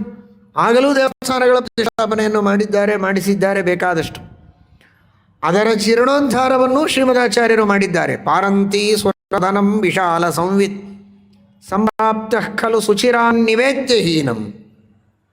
ಎಷ್ಟೋ ದಿನಗಳಿಂದ ನೈವೇದ್ಯ ಇಲ್ಲದೆ ಪಾರಂತಿ ದೇವಸ್ಥಾನಕ್ಕೆ ಬಂದು ಕೂಡಲೇ ಬಂದ ದಿನವೇ ಮಧ್ಯಾಹ್ನದೊಳಗೆ ಪೂಜೆಯ ವ್ಯವಸ್ಥೆ, ಅರ್ಚಕರ ವ್ಯವಸ್ಥೆ, ಬೇಕಾದಂತಹ ಎಲ್ಲ ಉತ್ಸವಗಳ ವ್ಯವಸ್ಥೆಯನ್ನು ಮಾಡಿ ಅಲ್ಲಿ ಹೊರಟಿದ್ದಾರೆ ಶ್ರೀಮದಾಚಾರ್ಯರು. ದೇವಸ್ಥಾನಗಳ ಅಲ್ಲಲ್ಲಿ ಇರಬೇಕು, ಉತ್ತಮ ಸ್ಥಿತಿಯಲ್ಲಿರಬೇಕು, ಪೂಜೆ ಚೆನ್ನಾಗಿ ನಡೆಯಬೇಕು, ನೈವೇದ್ಯ ಚೆನ್ನಾಗಿ ಆಗಬೇಕು, ಇಡೀ ದೇಶಕ್ಕಾಗಿ ಕ್ಷೇಮ ಆಗಲಿ ಅಂತ ಅಲ್ಲಿ ಪ್ರಾರ್ಥನೆಯನ್ನು ಸಲ್ಲಬೇಕು. ಆಗ ದೇಶ ಸಂಪತ್ತಿನಿಂದ ಸಮೃದ್ಧವಾಗಿ, ಸುಖವಾಗಿ, ನೆಮ್ಮದಿಯಿಂದ ಇರುವುದಕ್ಕೆ ಸಾಧ್ಯ ಇದೆ. ಮುಖ್ಯವಾಗಿ ಆ ಪರಮಾತ್ಮನ ಅನುಗ್ರಹದಿಂದ ಜ್ಞಾನವನ್ನು ಪಡೆದು ಮೋಕ್ಷವನ್ನು ಪಡೆಯುವುದಕ್ಕೆ ಸಾಧ್ಯ. ಆ ದೃಷ್ಟಿಯಲ್ಲಿ ಇದಿರಬೇಕು ಅನ್ನುವುದು ಶ್ರೀಮದಾಚಾರ್ಯರು ತೋರಿಸಿಕೊಟ್ಟಿದ್ದಾರೆ. ಗಾಯತ್ರಿ ನಿರತಾಯೇಚ ತೈ ಭಾಗವತೋತ್ತಮ. ಗಾಯತ್ರಿಯ ಜಪವನ್ನು ಮಾಡುವಂತಹ ಅಧಿಕಾರ ಇದ್ದವರು ಪುನೀತರಾದಂತಹ ತ್ರೈವರ್ಣಿಕರು ಗಾಯತ್ರಿಯ ಜಪವನ್ನು ಮಾಡಿ ಗಾಯತ್ರಿ ಪ್ರತಿಪಾದ್ಯನಾದಂತಹ ಗಾಯಂತಂ ತ್ರಾಯತೆ, ಭಕ್ತಿಯಿಂದ ಪರಮಾತ್ಮನ ಮಹಿಮೆಯನ್ನು ಕೊಂಡಾಡುವವರನ್ನು ರಕ್ಷಣೆ ಮಾಡ್ತಾನೆ ಅನ್ನುವುದಕ್ಕಾಗಿ ಗಾಯತ್ರಿ ಅಂತ ಅನಿಸಿಕೊಂಡವನು ಪರಮಾತ್ಮ. ಅಂತಹ ಪರಮಾತ್ಮನನ್ನು ಚೆನ್ನಾಗಿ ಭಕ್ತಿಯಿಂದ ಭಜಿಸಬೇಕು. ಮನೆಯಲ್ಲಿ ಉಪನಯನ ಮಾಡಿಕೊಂಡ ಮಕ್ಕಳು, ಕೈ ಹಿಡಿದ ಪತಿ ಚೆನ್ನಾಗಿ ಗಾಯತ್ರಿಯ ಜಪವನ್ನು ಮಾಡಿ, ಸಂಧ್ಯಾವಂದನವನ್ನು ಮಾಡಿ, ದೇವರ ಪೂಜೆಯನ್ನು ಮಾಡಿ, ದೇವರಿಗೆ ನೈವೇದ್ಯ ಮಾಡಿದ ಅನ್ನವನ್ನೇ ಊಟ ಮಾಡಿ ಉಳಿದವರಿಗೂ ಅಂತಹ ಪವಿತ್ರವಾದ ಅನ್ನ ದೊರಕುವ ವ್ಯವಸ್ಥೆ ಮಾಡ್ತಾ ಇದ್ದರೆ ಬಹಳ ಸಂತೋಷ. ಇಲ್ಲದಿದ್ದರೆ ಮನೆಯಲ್ಲಿರುವ ಹೆಣ್ಣು ಮಕ್ಕಳರು ಗಟ್ಟಿಯಾಗಿ ಇದಕ್ಕೋಸ್ಕರ ತಮ್ಮ ಮಕ್ಕಳನ್ನು, ತಮ್ಮ ಪತಿಯನ್ನು ಕೂಡ ವಿಶೇಷವಾಗಿ ಆಗ್ರಹದಿಂದ, ಸದಾಗ್ರಹದಿಂದ, ಪ್ರೀತಿಪೂರ್ವಕವಾದ ಆಗ್ರಹದಿಂದ ನೀವು ಗಾಯತ್ರಿಯ ಜಪವನ್ನು ಮಾಡಿ ದೇವರ ಪೂಜೆ ನೈವೇದ್ಯ ಮಾಡುವುದಾದರೆ ಮಾತ್ರ ಅಡಿಗೆ ಮಾಡ್ತೇವೆ, ಇಲ್ಲದೇ ಇದ್ದರೆ ಮಾಡೋದಿಲ್ಲ ಅಂತ ಹೇಳಿದರೆ ಪಾತಿವ್ರತ್ಯಕ್ಕೆ ಏನೂ ಧಕ್ಕೆ ಬರೋದಿಲ್ಲ. ಅಷ್ಟು ತಲೆ ಕೆಡಿಸಿಕೊಂಡಿಲ್ಲ ಅಂತ ಅನ್ನಿಸ್ತದೆ ಯಾರು. ಆದರೂ ಅಷ್ಟು ಪತಿಭಕ್ತಿ ಇದ್ದರೆ ಎಂದಿಗೂ ನಾವು ಪತಿಗೆ ವಿರುದ್ಧ ಮಾತನಾಡಬಾರದು ಅಂತ ಸಂಕಲ್ಪ ಇಟ್ಟುಕೊಂಡಿದ್ದರೂ ಕೂಡ ಈ ಒಂದು ಮಾತನ್ನು ಹೇಳ್ಬೋದು, ದೇವರ ಪೂಜೆ ನೀವು ಮಾಡಿದರೆ ಮಾತ್ರ ಅಡುಗೆಯನ್ನು ಮಾಡ್ತೇವೆ ಅಂತ. ನೀವು ಚೆನ್ನಾಗಿ ಸಂಧ್ಯಾವಂದನೆ ಗಾಯತ್ರಿ ಜಪ ಮಾಡಿದರೆ ಮಾತ್ರ ನಿನಗೆ ಊಟಕ್ಕೆ ಹಾಕ್ತೇವೆ ಅಂತ ಮಕ್ಕಳಿಗೆ ಹೇಳುವುದರಲ್ಲಿ ತಪ್ಪಿಲ್ಲ. ಉಪನಯನವಾಗಿರಲಿಲ್ಲ, ಗಾಯತ್ರಿಯ ಜಪ ಮಾಡುವ ಅಧಿಕಾರ ಇಲ್ಲ. ಆ ಸಂದರ್ಭದಲ್ಲಿ ದೇವರ ಸ್ಮರಣೆಯನ್ನು ಮಾಡಿ, ದೇವರ ನಾಮಸ್ಮರಣೆ ಮಾಡಿ, ನಾಮ ಸಂಕೀರ್ತನೆಯನ್ನಾದರೂ ಮಾಡಿ, ಕೃಷ್ಣಾರ್ಪಣೆ ಹೇಳಿ ಊಟವನ್ನು ಮಾಡಿ. ಹಾಗೆ ಊಟವನ್ನು ಮಾಡಬೇಡಿ ಅಂತ ಮಕ್ಕಳಿಗೆ, ಗಂಡನಿಗೆ, ಅಕ್ಕ ತಂಗಿಯರಿಗೆ, ಅಣ್ಣ ತಮ್ಮಂದಿಗೆ, ಇಷ್ಟಮಿತ್ರರಿಗೆ, ಬಾಂಧವರಿಗೆ ಹೇಳುವುದರೊಳಗೆ ತಪ್ಪಿಲ್ಲ. ಹೇಳದಿದ್ದರೆ ತಪ್ಪು, ಹೇಳಲೇಬೇಕು. ಗಾಯತ್ರಿ ತಾಯೇ ಚ ದೇವೈ ಭಾಗವತೋತ್ತಮ. ಆತ್ಮನ ನಾಮ ಸಂಕೀರ್ತನ ತಾನು ಮಾಡಬೇಕು, ಇನ್ನೊಬ್ಬರು ಮಾಡ್ತಾ ಇದ್ದರೆ ಸಂತೋಷ ಪಡಬೇಕು, ಆನಂದ ಪಡಬೇಕು.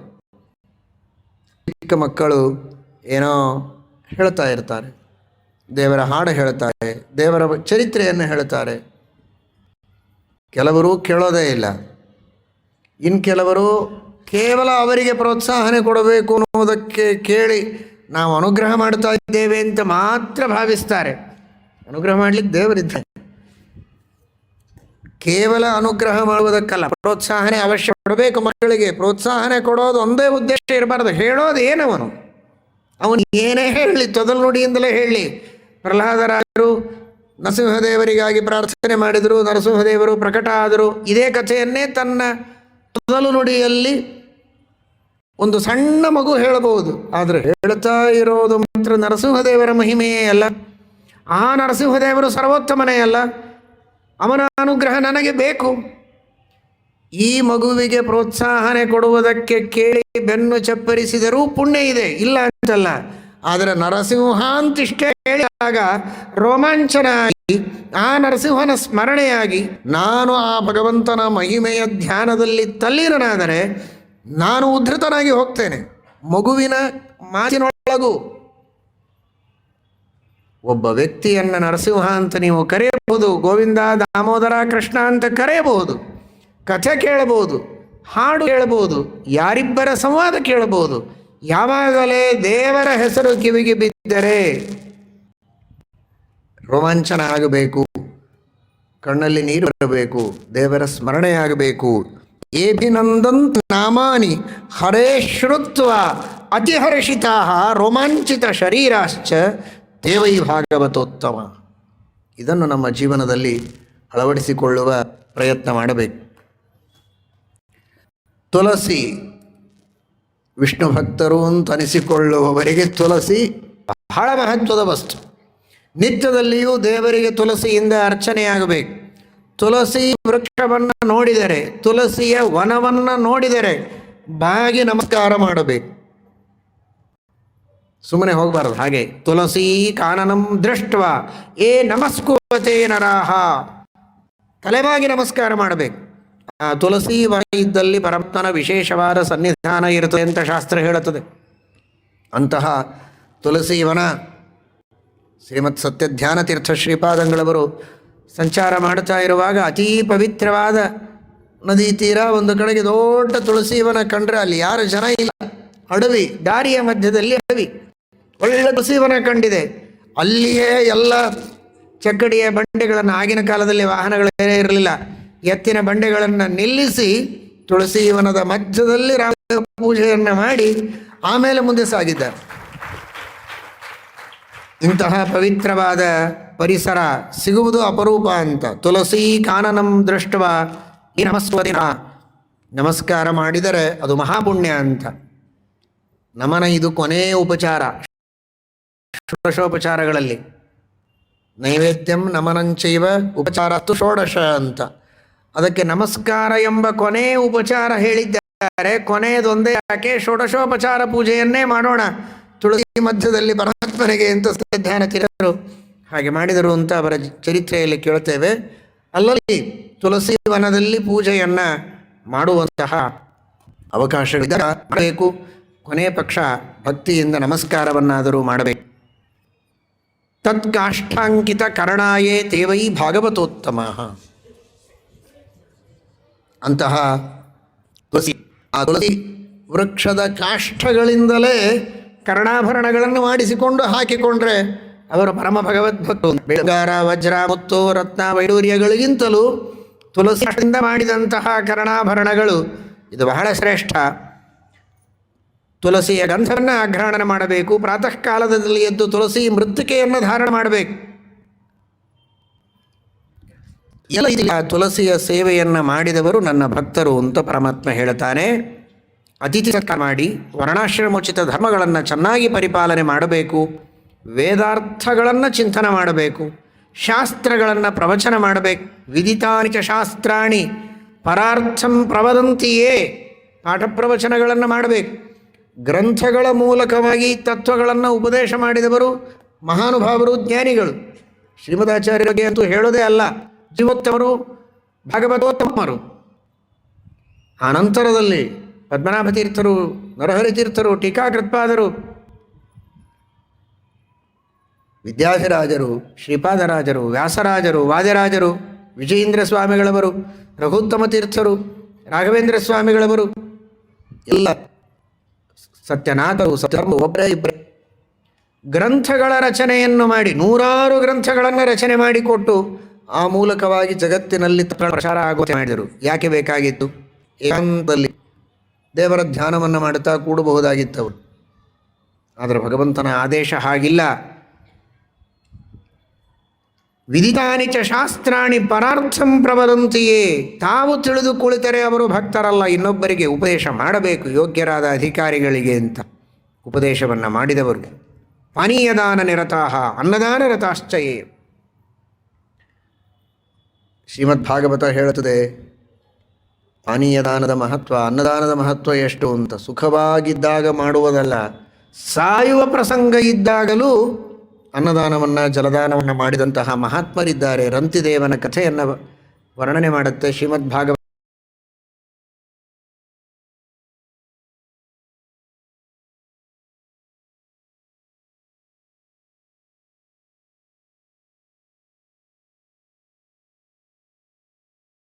ಚಂದ್ರವಂಶದಲ್ಲಿ ಬರುವ ರಾಜ, ನವಮಸ್ಕಂಧದಲ್ಲಿ ವರ್ಣನೆ ಬರೆ 48 ದಿನದ ರಾಜ. ಇದ್ದದ್ದನ್ನೆಲ್ಲ ದಾನ ಮಾಡಿದ, ನಾನು ವಾಸ ಇದ್ದ. ಒಬ್ಬ ರಾಜನಿಗೆ ಏನು ಮತ ಇರುತ್ತೆ ಹೇಳಿ? ಎಲ್ಲ ಕೊಟ್ಟು ತಾನು ತನ್ನ ಅರಸಿ, ರಾಣಿ, ಮಡಿ, ಮಕ್ಕಳು ಉಪವಾಸ ಇದೆ. 48 ದಿವಸ ಅವರಿಗೆ ತಿನ್ನೋದಕ್ಕೆ ಆಹಾರ ಇಲ್ಲ. ಆ ಸ್ಥಿತಿ ಬಂದಿದೆ. ಅದರ ಬದಲು ಏನೋ ಸ್ವಲ್ಪ ಪಾಯಸ, ಒಂದಿಷ್ಟು ಏನೋ ಒಂದು ಸಿಕ್ಕಿದೆ, ನೀರು, ಅದನ್ನ ಎಲ್ಲರೂ ತಾವು ಹಂಚಿಕೊಂಡು ತಿಂದು ಬದುಕೋಣ ಅನ್ನುವ ಸ್ಥಿತಿ. ಅಷ್ಟರ ಒಬ್ಬ ಬ್ರಾಹ್ಮಣ ಬಹಳ ಆಗಿದೆ ಅಂತ ಅದರೊಳಗೆ ಅರ್ಧ ಕೊಟ್ಟರು.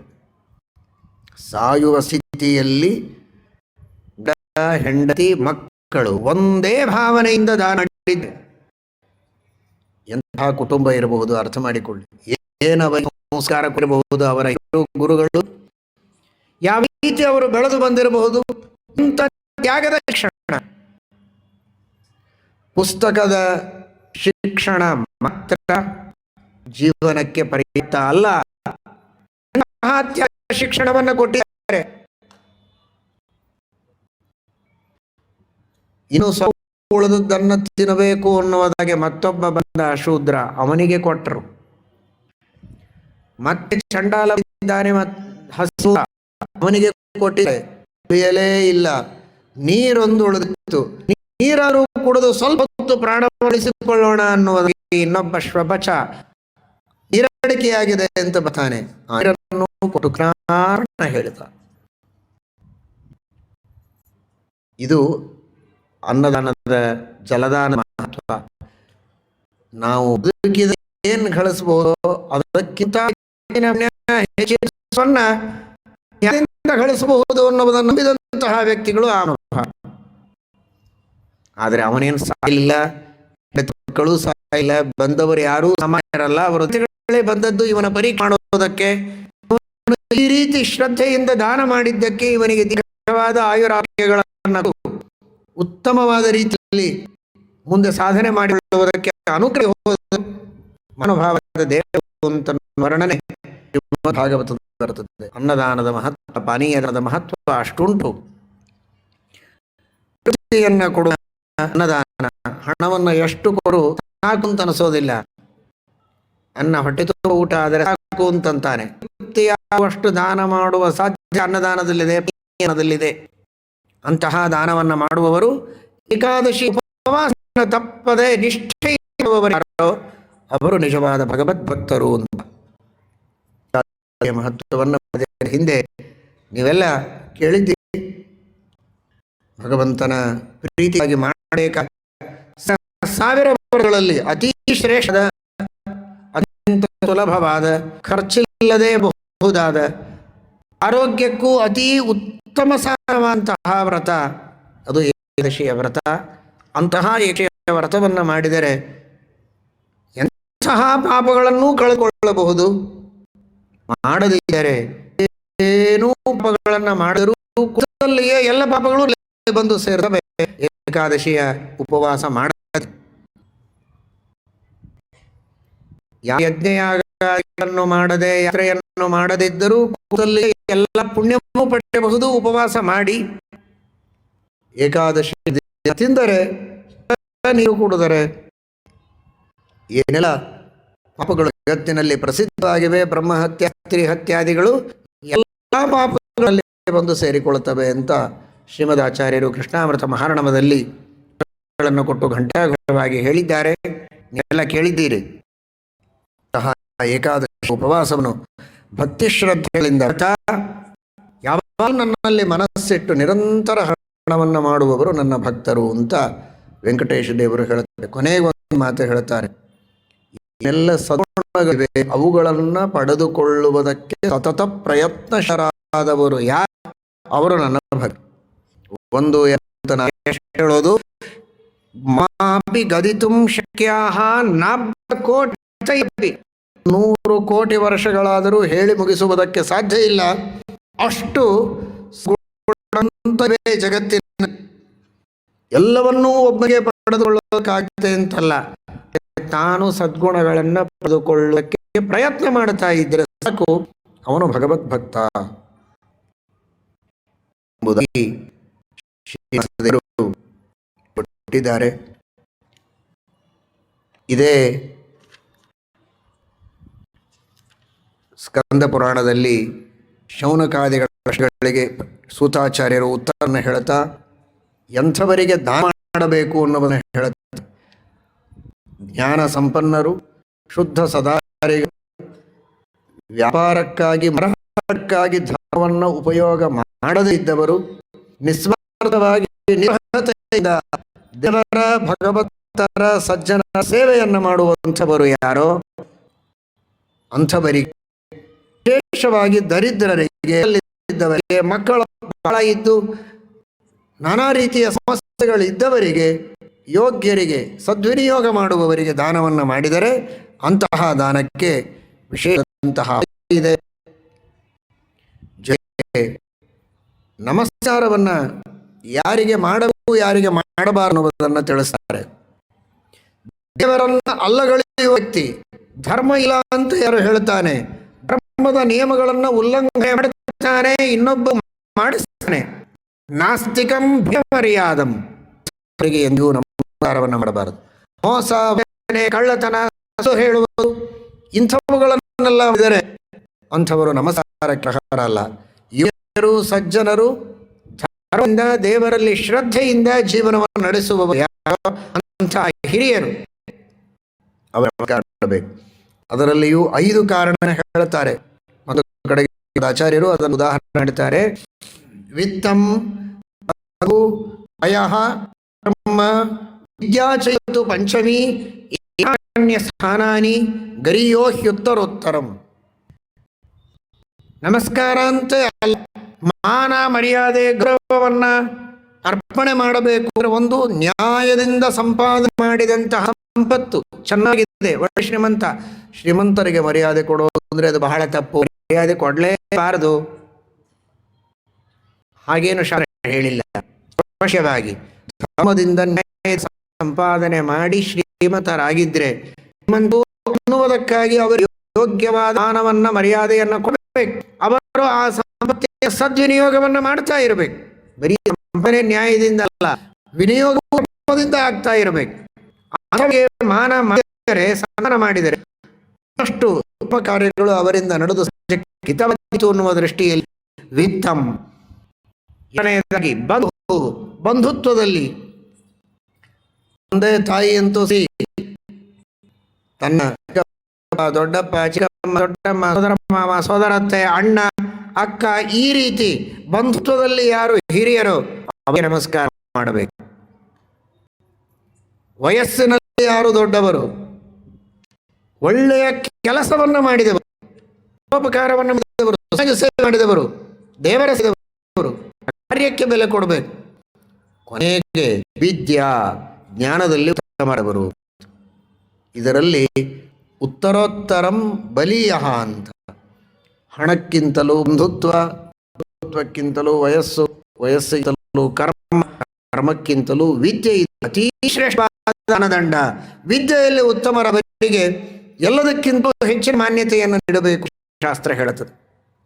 ಅದನ್ನು ಮನಸ್ಸಿನಲ್ಲಿ ಕೊಂಡು ಅದಕ್ಕೆ ತಕ್ಕಂತೆ ನಾನೆಲ್ಲ ಮಾನ ಮರ್ಯಾದೆಗಳನ್ನು ಅಲ್ಲಿಸಬೇಕು.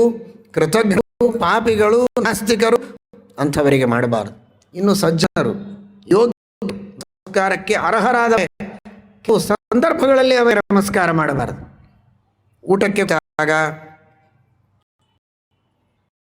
ಅಥವಾ ಯಜ್ಞ ಮಾಡುವಾಗ, ದೇವರ ಪೂಜೆಯನ್ನು ಮಾಡುವಾಗ, ದೇವರಿಗೆ ಅವರು ಪೂಜೆ ಮಾಡುವಾಗ ದೇವರಿಗೆ ಗೌರವವನ್ನು ಸಲ್ಲಿಸ್ತಾ ಇರ್ತಾರೆ. ಈ ಚಂದಾಗ ನಮಸ್ಕಾರ ಮಾಡಿ ಯಜ್ಞಶಾಯಾಂ ದೇವತಾಯತನೇಶ್ವರಿ ನಮಸ್ಕಾರ ಹತಿ ಪುಣ್ಯ ಪುರಾತನಂ. ಶ್ರಾದ್ದ ಮಾಡುವಾಗ, ದೇವತಾರ್ಚನೆ ಮಾಡುವಾಗ, ಯಜ್ಞ ಮಾಡುವಾಗ, ತರ್ಪಣ ಮಾಡುವಾಗ ನಮಸ್ಕಾರ ಮಾಡಬಾರದು. ಕೈಯಲ್ಲಿ ಸಮಿತ್ತು ಪುಷ್ಪಗಳನ್ನೆಲ್ಲ ಹಿಡ್ಕೊಂಡು ಹೊರಟ್ರೆ ಆಗ ನಮಸ್ಕಾರ ಮಾಡಬಾರದು. ಇತ್ಯಾದಿ ಅಭ್ಯಂಗ ಮಾಡಿಕೊಳ್ತಾ ಇರ್ತಾರೆ, ಆಗ ನಮಸ್ಕಾರ ಮಾಡ. ನಮಸ್ಕಾರವನ್ನು ಮಾಡಿದಾಗ ಆಶೀರ್ವಾದವನ್ನು ಮಾಡುತ್ತಾರೆ. ಆ ಆಶೀರ್ವಾದ ಮಾಡುವ ಸ್ಥಿತಿ ನಮಸ್ಕಾರ ಮಾಡಬೇಕು. ಆಶೀರ್ವಾದ ಮಾಡುವ ಸ್ಥಿತಿ ಇಲ್ಲದಾಗ ನಮಸ್ಕಾರ ಮಾಡೋದು, ಆಶೀರ್ವಾದ ಮಾಡದೇ ಇದ್ದವರಿಗೆ ನಮಸ್ಕಾರ ಮಾಡಿದರೂ ತಪ್ಪು. ನಮಸ್ಕಾರಕ್ಕೆ ಪ್ರತಿಯಾಗಿ ಅವರು ಸ್ಪಂದಿಸಬೇಕು, ನಮಸ್ಕಾರ ಮಾಡಬೇಕು.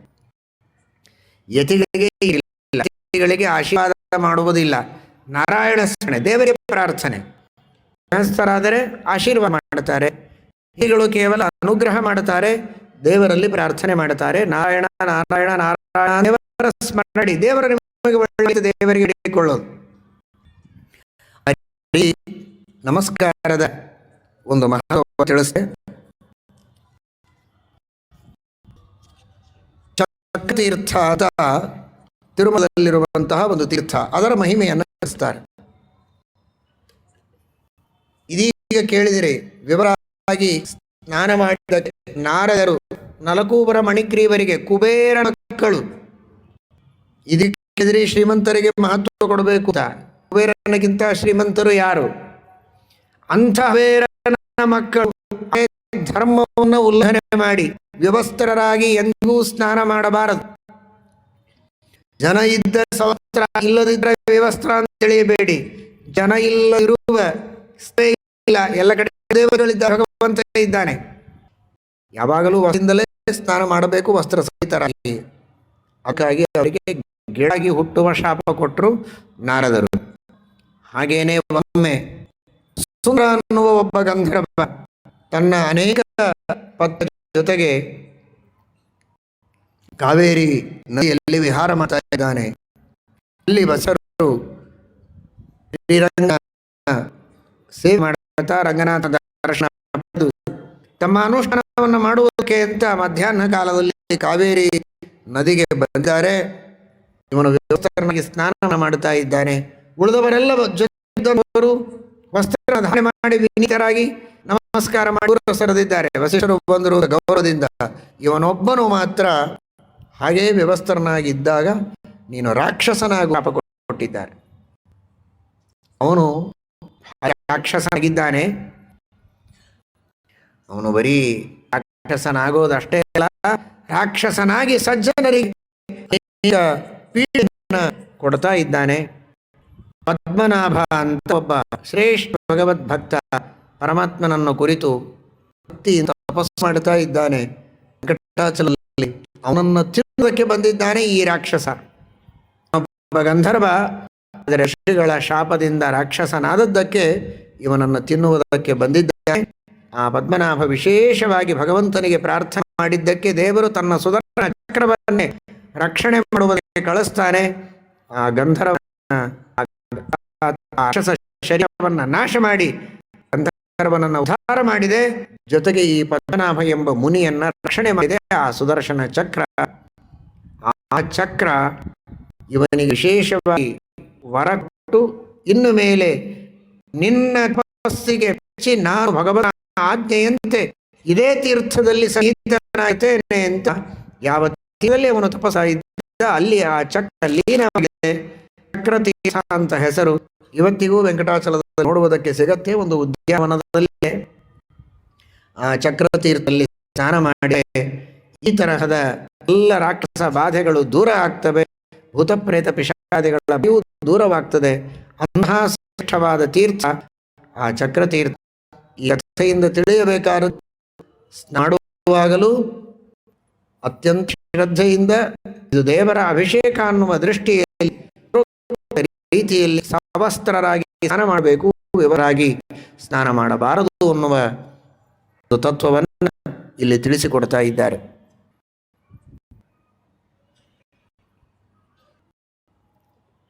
ಶೌನಕಾದಿ ಋಷಿಗಳು ಸೂತಾರ್ಯರಿಗೆ ಶ್ರೀನಿವಾಸ ಎದುರಿನಲ್ಲಿ ಕಂಡ ಕನ್ಯೆಯ ಇತಿಹಾಸವನ್ನು ಹೇಳಬೇಕು ಅಂತ ಪ್ರಾರ್ಥನೆ ಮಾಡಿದ್ದಾರೆ. ಸೂತಾರ್ಯರು ಪದ್ಮಾವತಿಯ ಇತಿಹಾಸವನ್ನು ತಿಳಿಸ್ತಾ ಇದ್ದಾರೆ. ಆಕಾಶರಾಜ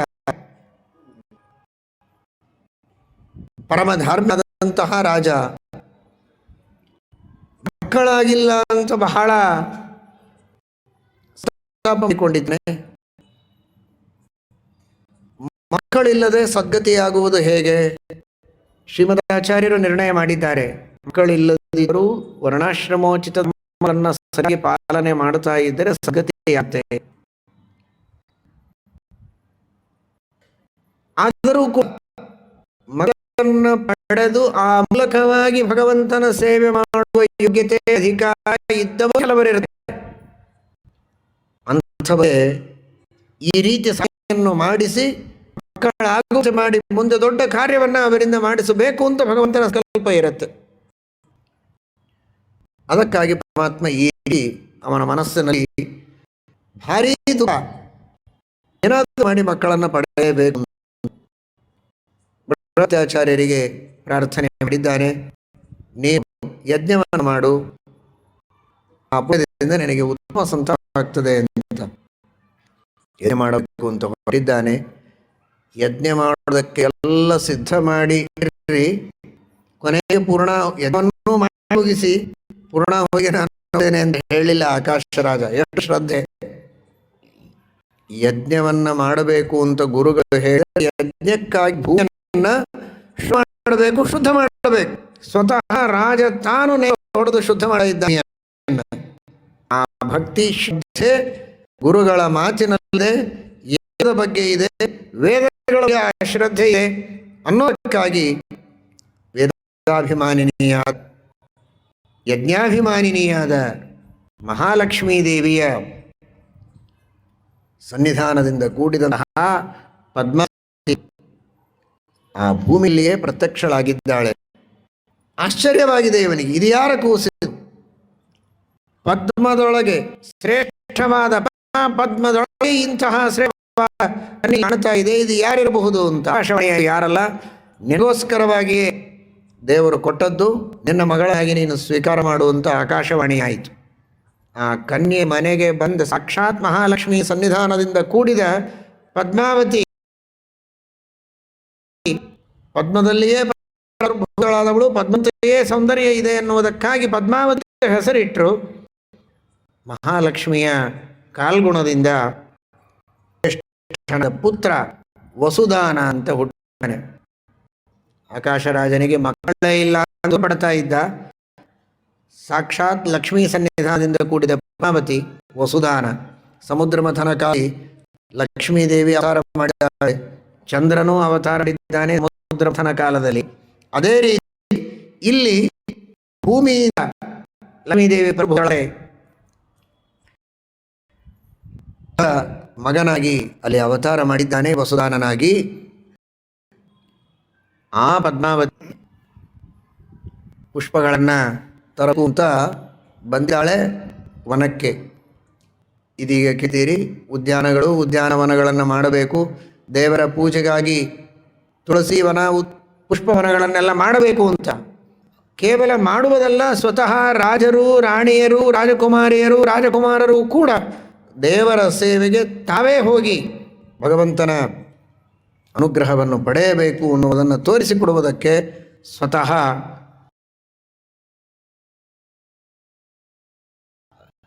ರಾಜಕುಮಾರಿಯಾದರೂ ಪದ್ಮಾವತಿ ತಾನೇ ಪುಷ್ಪಗಳನ್ನು ತೆಗೆದುಕೊಂಡು ದೇವರ ಪೂಜೆ ಅಂತ ತರಬೇಕು ಅಂತ ಹೊರಟಿದ್ದಾರೆ. ನಾವು ಬಂದಿದ್ದಾರೆ. ಪದ್ಮಾವತಿಯ ಲಕ್ಷಣಗಳನ್ನೆಲ್ಲ ನೋಡಿ ಸಾಕ್ಷಾತ್ ಭಗವಂತ 14 ಲೋಕಗಳ ಒಡೆಯ ಸರ್ವೋತ್ತಮನಾದ ಪರಮಾತ್ಮನೇ ಪಾಣಿಗ್ರಹಣವನ್ನು ಮಾಡುತ್ತಾನೆ. ಎಂತಹ ಹಸ್ತ ಲಕ್ಷಣ ನಿನ್ನದು! ನಿನ್ನ ಶರೀರ ಲಕ್ಷಣಗಳು, ಹಸ್ತದ ಲಕ್ಷಣಗಳನ್ನು ನೋಡಿದರೆ ಸರ್ವೋತ್ತಮನಾದ ಪರಮಾತ್ಮನೇ ನಿನಗೆ ಪತಿಯಾಗ್ತಾನೆ ಅಂತ ಭವಿಷ್ಯವನ್ನ ನಾರದರು ನೋಡು ನಡೆ. ಆನೆ ಬಂದಿದೆ, ಪರಮಾತ್ಮ ಆನೆಯನ್ನು ಓಡಿಸಿದ. ಆಗ ಪದ್ಮಾವತಿ ಶ್ರೀನಿವಾಸನನ್ನು ನೋಡಿದ್ದಾಳೆ, ಶ್ರೀನಿವಾಸ ಪದ್ಮಾವತಿಯನ್ನು ನೋಡಿದ್ದಾನೆ. ಈ ಪ್ರಸಂಗ ಹೀಗೆ ಅಂತ ಸೂತಾಚಾರ್ಯ ಶೌನಕಾದಿಗಳಿಗೆ ತಿಳಿಸಿದ್ದಾರೆ. ಪದ್ಮಾವತಿಯನ್ನ ವಿವಾಹ ಮಾಡಿಕೊಳ್ಳಬೇಕು ಅಂತನ್ನುವ ಅಪೇಕ್ಷೆಯನ್ನು ಶ್ರೀನಿವಾಸ ವ್ಯಕ್ತ ಮಾಡಿದ. ಶ್ರೀನಿವಾಸನ್ನೇ ಮದುವೆಯಾಗಬೇಕು ಅನ್ನುವ ಅಪೇಕ್ಷೆ ಪದ್ಮಾವತಿಯಲ್ಲಿಯೂ ಉಂಟು. ಆದರೆ ತಂದೆ ತಾಯಿಗಳ ಒಪ್ಪಿಗೆ ಇಲ್ಲದೆ ಮದುವೆಯಾಗಬಾರದು ಅನ್ನುವುದನ್ನು ಜಗತ್ತಿಗೆ ಒಂದು ಕಲಿಸಿಕೊಡಬೇಕು, ಲೋಕ ಶಿಕ್ಷಣ ಮಾಡಬೇಕಾಗಿದೆ ಪದ್ಮಾವತಿಗೆ. ಅದನ್ನು ಪರೀಕ್ಷೆ ಮಾಡುವುದಕ್ಕೆ ಶ್ರೀನಿವಾಸ ಹೇಳ್ತಾನೆ, ಯಾರಿಗೆ ಹೇಳುವುದು ಬೇಡ, ಕೇಳುವುದು ಬೇಡ, ಯಾರ ಒಪ್ಪಿಗೆ ಬೇಕಾಗಿಲ್ಲ, ನನಗೆ ಅಪೇಕ್ಷೆ ಇದೆ, ನಿನಗೂ ಅಪೇಕ್ಷೆ ಇದೆ, ಮದುವೆಯಾಗಿ ಬಿಡೋಣ ಅಂತ. ಪದ್ಮಾವತಿ ಸರ್ವಥಾ ಅದನ್ನು ಒಪ್ಪೋದಿಲ್ಲ. ತಂದೆ ತಾಯಿಗಳ ಒಪ್ಪಿಗೆ ಇಲ್ಲದೆ ಆ ರೀತಿ ಮದುವೆಯನ್ನು ಮಾಡಿಕೊಳ್ಳಬಾರದು ಅನ್ನೋದಕ್ಕೋಸ್ಕರ ನಾಟಕ ಇಂದವರ ಹಾಗಿಲ್ಲ ಅಂತ ಪರಮಾತ್ಮ ಕುದುರೆಯನ್ನು ತೆಗೆದುಕೊಂಡು ಪದ್ಮಾವತಿಯ ಹತ್ತಿರ ಬಂದಂತೆ ಕಲ್ಲನ್ನು ಎಸೆದಿದ್ದಾಳೆ. ಸಖಿಯರೆಲ್ಲ ಸೇರಿ ಕಲ್ಲಿನ ತೂರಾಟ ಮಾಡಿದರೆ ಕುದುರೆ ಸತು ಬಿದ್ದಿದೆ. ಶ್ರೀನಿವಾಸ ಬಹಳ ಗಾಬರಿಯಾಗಿ ಕೂದಲೆಲ್ಲ ಹರಡಿಕೊಂಡು ಏನೂ ತೋಚದವರಂತೆ ಓಡಿ ಹೊರಟಿದ್ದಾನೆ, ನಾಟಕ ಮಾಡ್ತಾ ಇದ್ದಾನೆ. ಆ ಕುದುರೆಯು ಸಾಮಾನ್ಯ ಕುದುರೆ ಅಲ್ಲ, ವಾಯುದೇವರೇ ಕುದುರೆಯಾಗಿ ಬಂದದ್ದು.